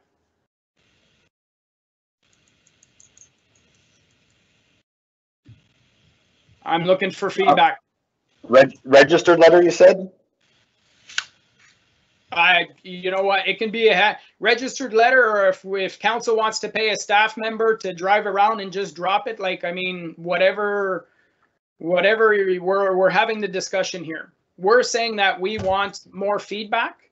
If we want to make sure that regular mail is not enough, because we've heard lots of comments, right, that say I wasn't aware. So maybe we bite the bullet and say, okay, it's going registered mail, and we make sure that everybody receives it. Or we, one of the part-timers can go and drop it all off at the addresses. Madame Tremblay? Just for your general information, I did some research, and it's about $10 per letter to be sent if it's a registered letter. Okay. So, Monsieur Leduc, maybe we can get one of our part-time staff that are off and have them do some deliveries for us. I mean, we're talking about a day here to go knock on the door. I'm not saying have them sign for it, but actually hand deliver the letter to the property, whether it's in the mailbox, it's in the door, but at least, something with our letterhead, and, that we know we did our due diligence in making sure they received the letter. Monsieur Leduc? To your definition, Mr. Mayor, hand delivered means handed to somebody in person or just left at the door, so to be clear. Well, knock on the door, somebody answers, give it to them. Nobody answers, put it in the mailbox or put it in wedge it in the door. So at least they we know that it was at that property. It was delivered to the property. We've heard that concern over time. Canada Post is not always the most reliable sometimes. I've heard that complaint. This way we know that we have a staff member that brought it to the property. Councillor Tonoski? I think given COVID and our current situation in Ontario right now, asking, dropping it off at the door might be the right thing. I wouldn't be, having interactions with the residents, with our staff in a face-to-face setting. I would avoid that. I don't think that that's prudent at this stage. And just sorry, Mr. Mayor, some property are rented, so we are sending the letter to the homeowner. So if they're renting the property, if we're delivering the letter to the person in the house, it's not going to get to the property owner. Okay. I think realistically, I understand it's COVID and worries about knocking on the door, but we've done it before. We've did it with the boil water advisory. We knocked on doors, we handed the letters. These are a lot less of an issue at this point in time. Councillor Saucier, Conseiller Brisson. Yeah, my only concern with that is that that staff member could be hit with, or, you know, bombarded with a whole bunch of questions. So I guess I think their answer should be just, you know, to forward the question either to Madame Tremblay, Alex, or a council member, you know, because they shouldn't have, they could be standing at a door for 10, 15 minutes, you know, with somebody going off at them, you know, and I don't want to subject them to that. No, it's simply handing it off. Look, at the end of the day, this isn't, we got to be clear for the people who are watching tonight. We're not asking them to vote on this. We're asking them to provide feedback. Council ultimately will vote on this and make the decision. But what I'm saying from my perspective, I'm willing to listen, and I want the comments to come in so we can try and adjust the document if we need to. If I think there's comments coming in that need to be rectified that we haven't looked at, or, you know, then I want to give people that opportunity. For me, if it's just a comment, no, I don't want it, well, thank you very much for your feedback. And I'll listen to everybody's comments. But so far, as Councillor Lorrain mentioned, until recently, the majority of the people I spoke with were all in favor of this. You know, it's only recently a few people have voiced concerns about it. And again, those people who voice concerns were not able to predict, were not able to point out specific sections of concern. It was just a lot of misconceptions that they did, you know, unfortunately, I don't think they read the document. So, Conseiller Brisson? Oui, moi, je suis complètement contre de livrer à la main. Tu sais, c'est le COVID, à part de ça, qu'on ne permet même pas les rallyes en auto. Puis là, tu demandes à ton staff d'aller cogner à la porte. Puis Mme Tremblay avait un excellent point que des fois, c'est pas le propriétaire. Ça fait que, selon moi, la seule manière que tu peux le faire, si tu veux l'envoyer à tout le monde, envoie-le par mail dans le temps de COVID. Va pas cogner aux portes, puis tout ça, comme tu mets, le bureau de santé, même pas, puis ça remplir les cas, puis ils permettent même pas les car rally, puis là, tu demandes d'aller à la porte. Non, comme mal l'œil, oui, ça peut être le dernier espoir, comme conseiller Laurent a dit, I want to give my last shot. Comme dire, puis là, c'est en public, comme quoi qu'on le mentionne, il y en a beaucoup plus qui le savent. M'envoie-les par mail, puis that's it. Simple mail, that's it. Okay. So, sorry, Mr. Mayor, if I just may add, we made a change as well that allows council to make minor adjustment after the bylaw being approved. So if we're talking about changes that needs to be done once it's approved, we have the availability to do that. If the changes are minor, a resolution from council and a bylaw could be passed for that change. So there's still opportunity after the fact that it's approved that we have the option of passing a new bylaw and make those changes to, let's say, property evaluation that would be provided new information, then we have that option as well. So basically what you're saying is, even if this was to be voted on tonight and passed tonight, we can make adjustments based on further comments that come in down the road. Yeah, correct? So basically in the report that was mentioned of when it says basically the implementation was revised to include the following: the HCD plan may be amended by bylaw after consultation, circulation to potential affected parties, public notice, and where applicable, approval by Ontario Municipal Board. Minor administrative and technical amendments may be implemented by a resolution of council. And that's something we didn't discuss tonight as well, is the process. If this is voted on and approved, members of the public have an opportunity to take this to LPAT, or to the Ontario Municipal Board, if they're not in favor of this, and they can let the board decide. Is that correct? Yes, that's correct. Okay. So that's all the information. So I mentioned that I was ready on voting this tonight. I don't know if members of council are in favor or not. If you want to simply stick with the second reading and get more information, then it's up to members of council to state how they want that information to be sent out and received. Je crois personnellement que, comme que conseiller Laurent dit, avec un conseil comme dernier commentaire, que ça serait plus juste vraiment dire, OK, on a entendu tout le monde, puis s'il y en a qui ont d'autres choses, comme il dit, je crois personnellement, m'aller par la malle régulière, puis donner un mois, ça va nous donner le temps de jongler si on branle un peu dans le manche, comme moi, puis que là, après ça, on revient au mois prochain.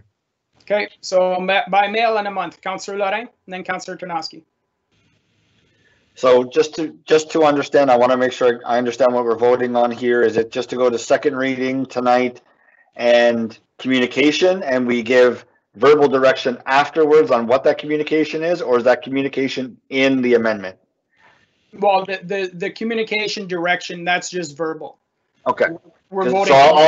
So let's talk about that after then, because I would prefer the registered mail than the regular mail. With the month option as well, you know, give the information, that's fine. But I think, if I heard correctly today, that the province may be going into an additional lockdown or additional stay-at-home order potentially as of tomorrow. So again, I'll agree with Councillor Bristow. I don't think hand-to-hand or door-to-door is appropriate even at that point. I don't even think it would be allowed. So, and if it's 28 days, then we're gonna be outside that time frame. So I think registered mail is better than just the regular mail, to ensure that it 100% gets there to the party that needs to see it. And short of being able to go door to door, that would be the option that I would prefer. So I'm in favor of the second reading only, and the communication method be a registered mail. Okay. So I'm hearing vote just, let's, as Councillor Lorrain suggested, let's just vote on the amendment, and then we can vote on it and we'll give a direction. We'll try and agree to give a direction. Okay? So let's vote on the amendment. All those in favor? Mike Tarnowski, yes. Oh, we did the amendment, sorry. We did the amendment already. That was voted on. Now we're voting on the whole thing as amended. Right? Oh, we did vote on it? On the second reading, yes. Madame Cameron Laflamme? Yes, Mr. Mayor. So I have for the amendment that it was moved by Councillor Tarnowski and seconded by Councillor Lorrain to strike out the "and third." So that was moved and voted, but I don't have a mover and seconder for the main motion. Okay, so the amendment was done. Bang. I would have put it on the table at the beginning, but I'll just put it back on the table. So a mover and a seconder to put it on the table as amended. Councillor Tarnowski, Conseiller Lorrain. So now it's as amended, which we took out the third reading. It's only the second reading. So I'll call for the vote on that. Mike Tarnowski, yes. André, oui. Jeremy, yes. Cindy Saucier, yes. Perfect. So that is carried. Now we need to give direction to Monsieur Le Duc, Madame Tremblay. It's as clear as mud, Monsieur Le Duc. So, okay, so I get the feeling, I'll try and limit the discussion real quick. I get the feeling that we want to go by mail. We won't do door to door. That's fine. There's a discussion. Are we going to pay the extra money to do it registered mail? We're probably talking a couple $1,000s to do that. Or are we happy with just regular mail? I have Conseiller Brisson said regular mail. Councillor Lorrain said registered mail. Councillor Saucier. Regular mail. Councillor Tarnowski. Regular mail. Okay, so we have 3 for regular mail. Time frame 1 month. Or do we? Yeah, 1 month is good. Maximum. Yeah. Okay. Yeah. Otherwise, if we give too long, we forget. I don't think. Well, we could say 2 weeks. We could, but by the time the mail gets there, it's going to be too tight. Okay. So we're including council member emails in this letter, and if it's related to their specific address, then we suggest that it goes to staff. Is that acceptable, Madame Tremblay? Mr. Mayor, I think it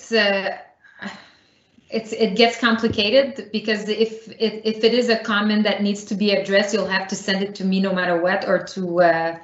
So I think maybe as an information, your email should be there, but we should also be part of the.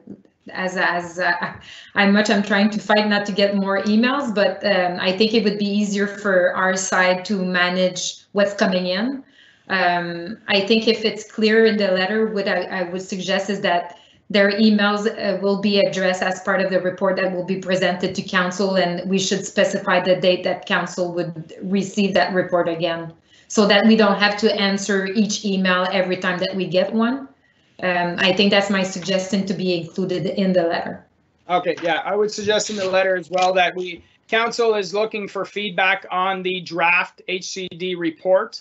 They're looking for, for specific comments to different sections that might be of concern to residents, and that information is being collected by staff and will be presented to council for final reading. First meeting in May. Wow, it's going by quick. Yeah. And our email's address can be part of the letter in case they want to reach out to us. That's not a problem. And that, yeah. And then tu vas faire un tableau semblable au rapport aujourd'hui, and you'll be able to list all the concerns. And is that acceptable to everybody? Conseiller Brisson? On devrait-tu demander s'ils sont pour ou contre, justement, comme qu'on a dit, savoir. This isn't a referendum. If we're going to do a referendum on every single question that's going to come our way. I'm just asking. Yeah, because, I have no interest. I think the comments will speak for themselves, whether they're in favor or they're against. So, everybody okay with that? Councillor Associé? Yeah, I just wanted to verify, the cutoff time for them, I think should be May 1st, so we can have it presented at the first meeting in May. Is that possible?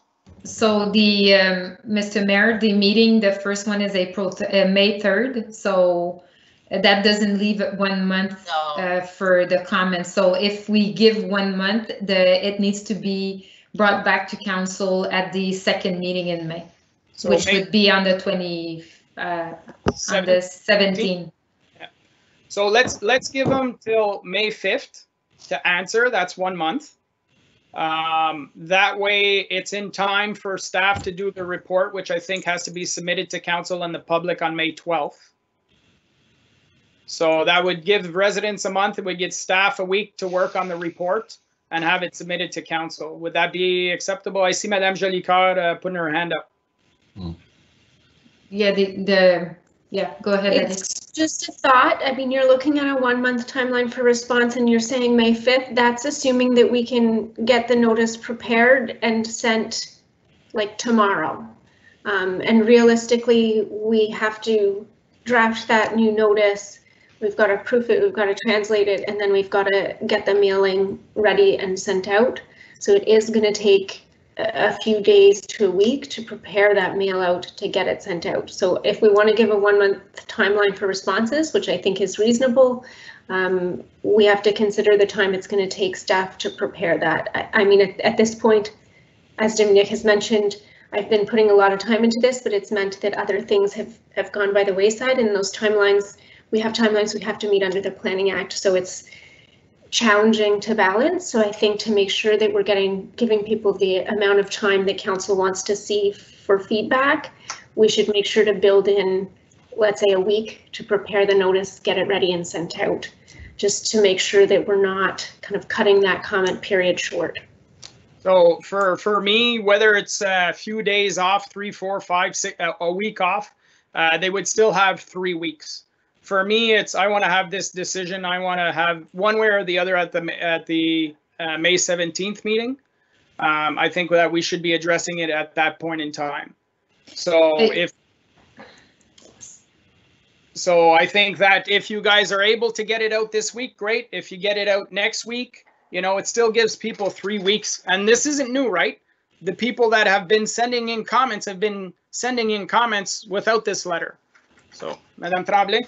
Yeah, I think the comment was made towards the time of us preparing, and I will be able to gather all the information and send it this week. However, by the time they receive it, it gets to the 16th. So I just want members of council not to say publicly that we're going to give a month if at the end, because I know that if they receive it on the 16th, they'll say they didn't get a month, and we're gonna get blame of not giving them a month. So if we all agree on the timeline that's being proposed, I'm committing ourselves to send the notice this week. However, we understand that they're probably going to receive it on the week of the 16th, which we're going to give them 2 weeks to send their comments, 2 weeks and a half. So if members of council are fine with that schedule, I'm capable of committing ourselves to do so, but it's not fair to say that we'll give them a month when looking at the timeline, it's not going to be a month.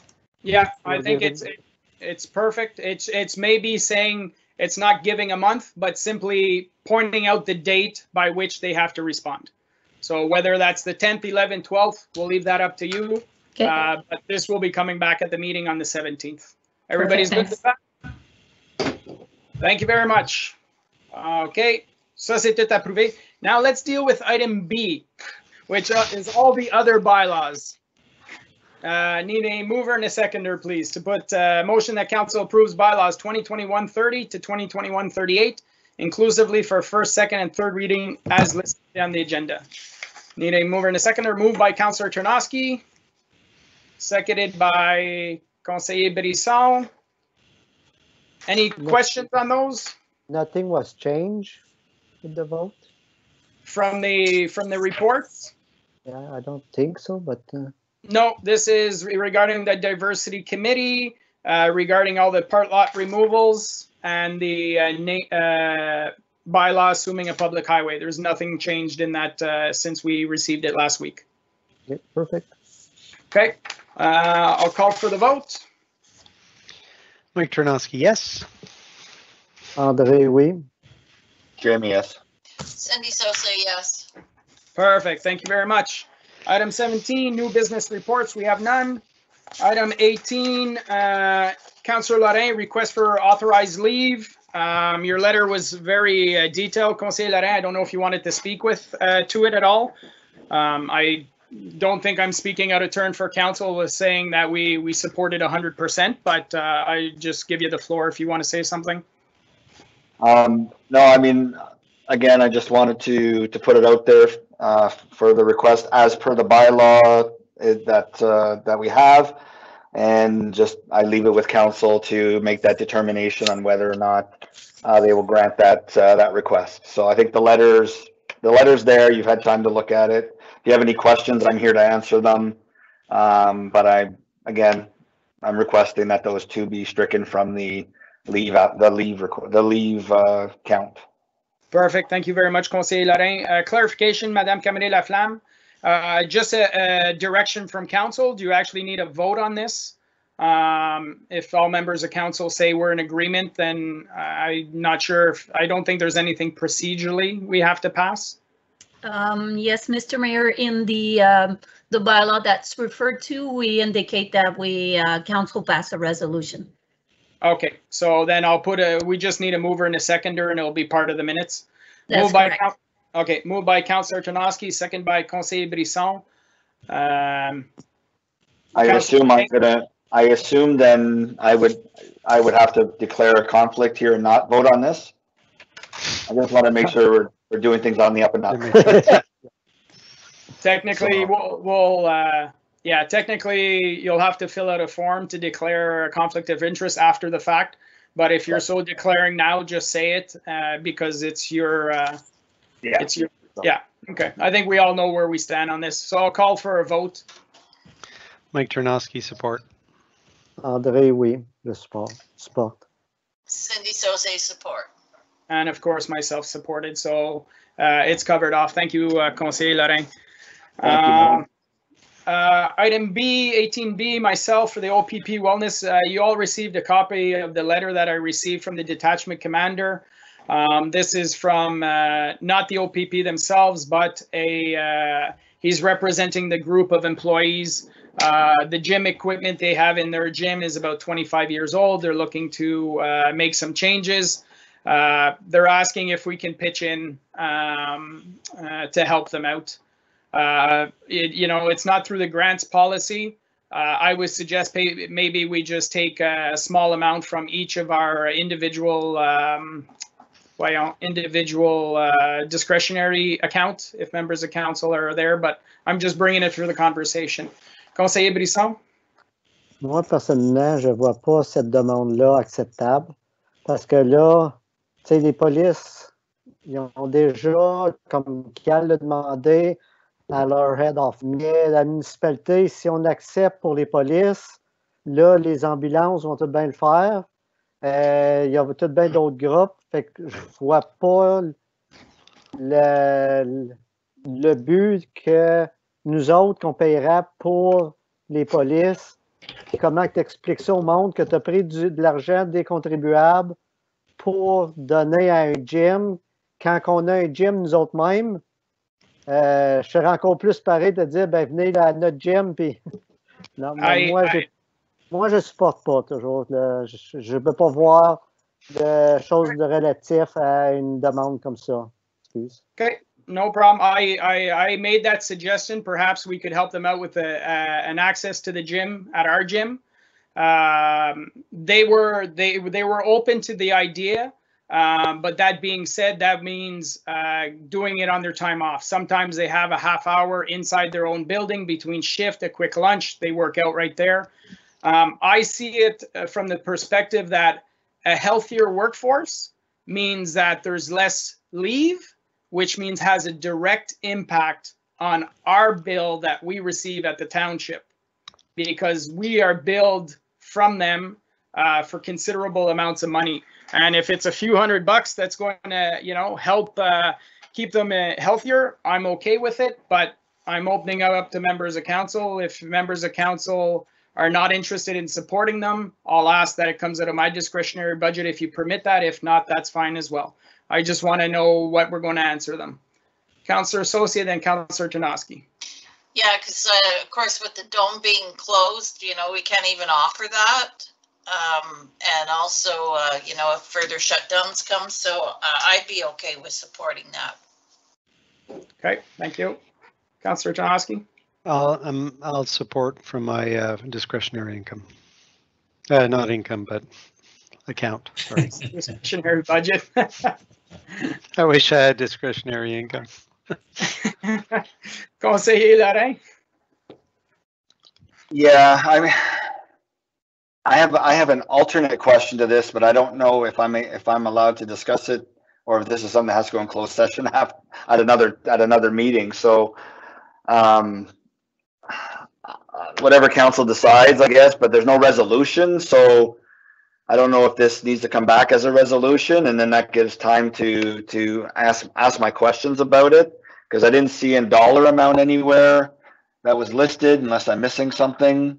No, they're just making a request. They're technically what they're asking is they're asking of CPAC, which is the police board, but we don't have a police services board yet. They're redoing the laws, and when we had a contract in place, then we did have a police services board, but we don't have that anymore. So I mean, if we want to have it come back as a resolution, that's fine. Like I mentioned, I was just asking if we want to throw a little bit of money from each of our discretionary budgets, or those who are willing to, and then we'll just I'll just have staff prepare the claim form, and then I'll sign off on it. So can I ask that it come back at the next meeting as Sure. a resolution? Because I would like to support, but I need my question answered first, and I don't think this is the forum to ask the question at this point in time. So. Okay, so give direction to the administration. Just bring back a resolution. Do we want to specify an amount this evening? I don't know what they're asking for, so. They're not, they're leaving it up to us. So how about, for those members who want to participate, $150 each out of our discretionary, and we'll go from there. That's $600 or $750. So, that everybody okay with that? Councillor Saucier, Conseil Laurent, Conseil Brisson said you're not interested, so we'll put it for. We can discuss at the next meeting, but they have to convince me because I'm just afraid that quand on fait un précédent, même si c'est les polices, là, qu'on fait un précédent, mais ça, on verra là, avec la résolution le mois prochain, là, mais...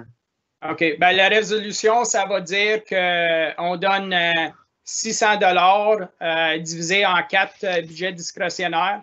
Puis, le conseiller Brisson, s'il décide de faire un changement, il peut faire un amendement pour ajouter 150 $ au prochain meeting. Ouais, aller comme c'est là, mais... Divisé en 5. Ben, le conseiller Brisson, il a dit qu'il n'était pas... C'est pour ça que je dis 150 chaque, that's $600. And if conseiller Brisson changes his mind at that point in time, he can make an amendment and say that he wants to supply, so it would be 750 total donation that we would give. Everybody's okay with that direction? A healthy police, healthy community. Very much so. Thank you very much. Okay. Councillor Lorraine, C, social media. Yes, thank you.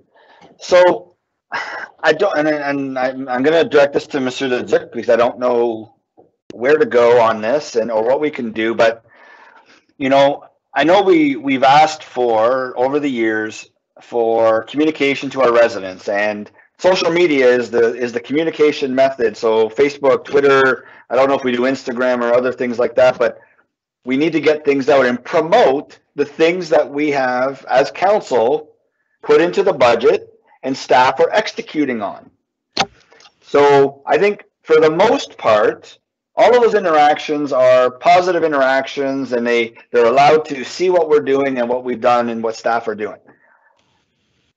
Where I get concerned, and I think we need to do something about this, and for many reasons, but for the biggest reason of all, is the mental health and well-being of our staff, where people are using, whether it's Facebook or Twitter, and making comments that are negative, that are like, I don't mind it towards me, but when it goes towards staff, I think it's not acceptable.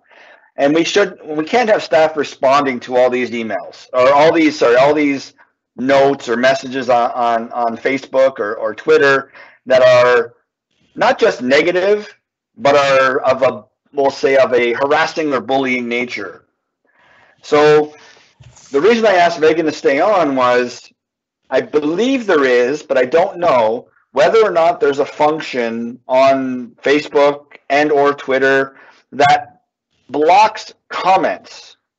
You can post out what you've done, which is you're executing the will of council that we've asked to do, whether it be by budget or by resolution or by bylaw, and you're promoting the fact that you've done it.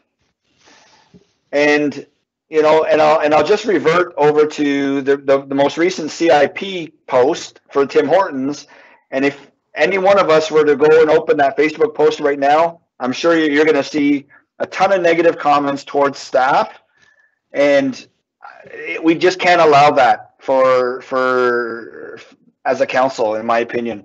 So I'm hoping that there's a mechanism in place that allows for that, which is why I'm asking staff to make the comments. So Mr. Leduc, through Megan, I guess, or whatever, somebody can try and enlighten me, because I am not at all adept at social media in that sense to allow for that stuff. So.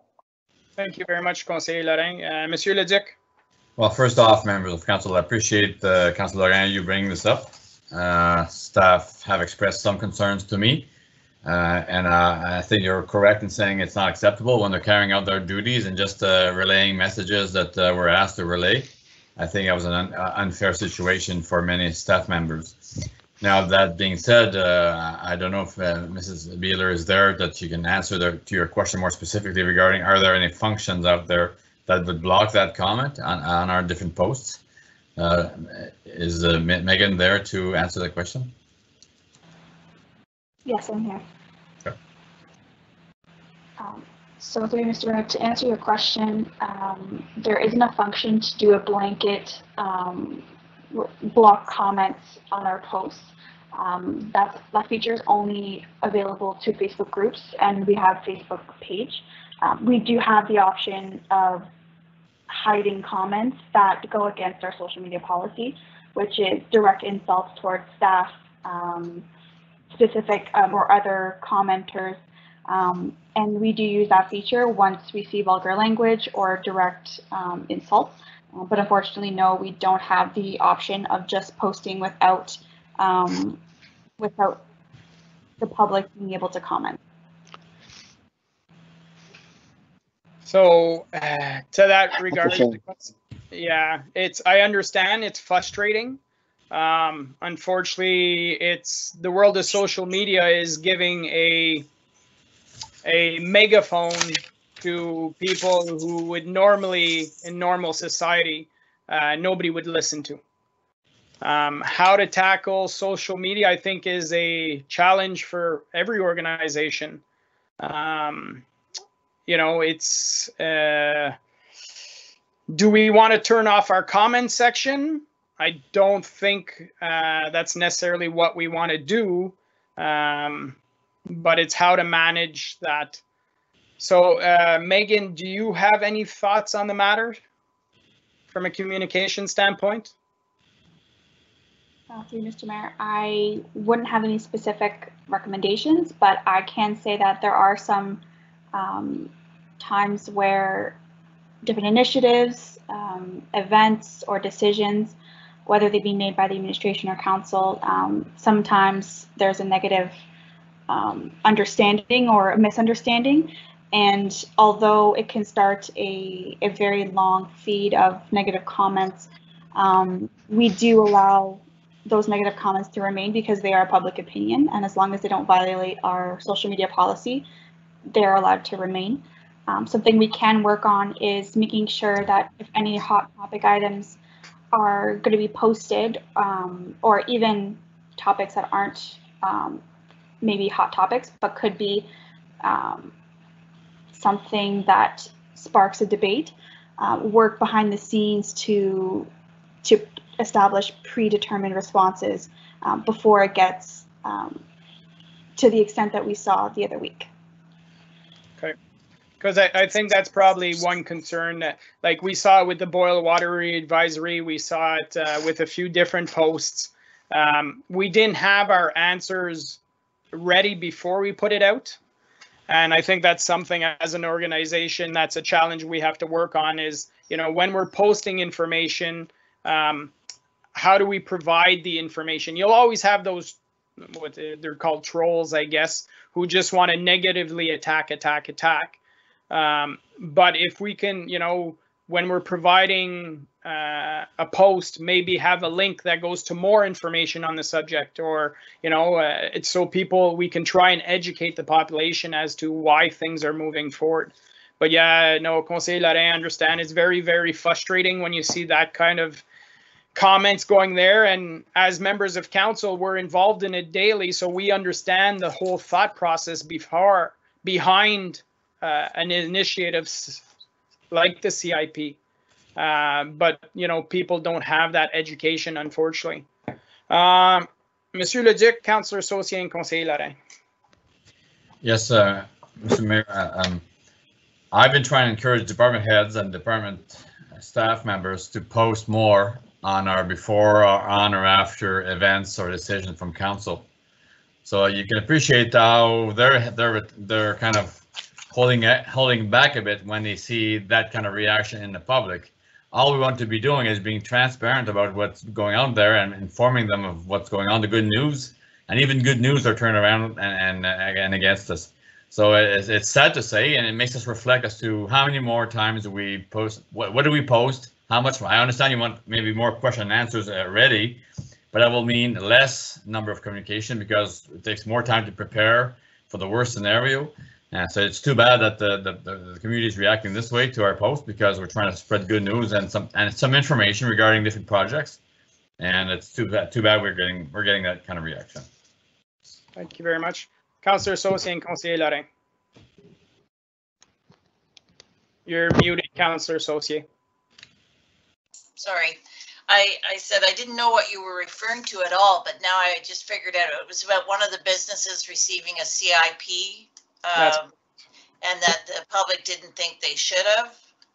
That's correct. Oh, okay. All right, yeah, because I didn't know what you were talking about there for a minute, so thank you. With all the comments that came associated to that. Conseiller Lorrain? Yeah, so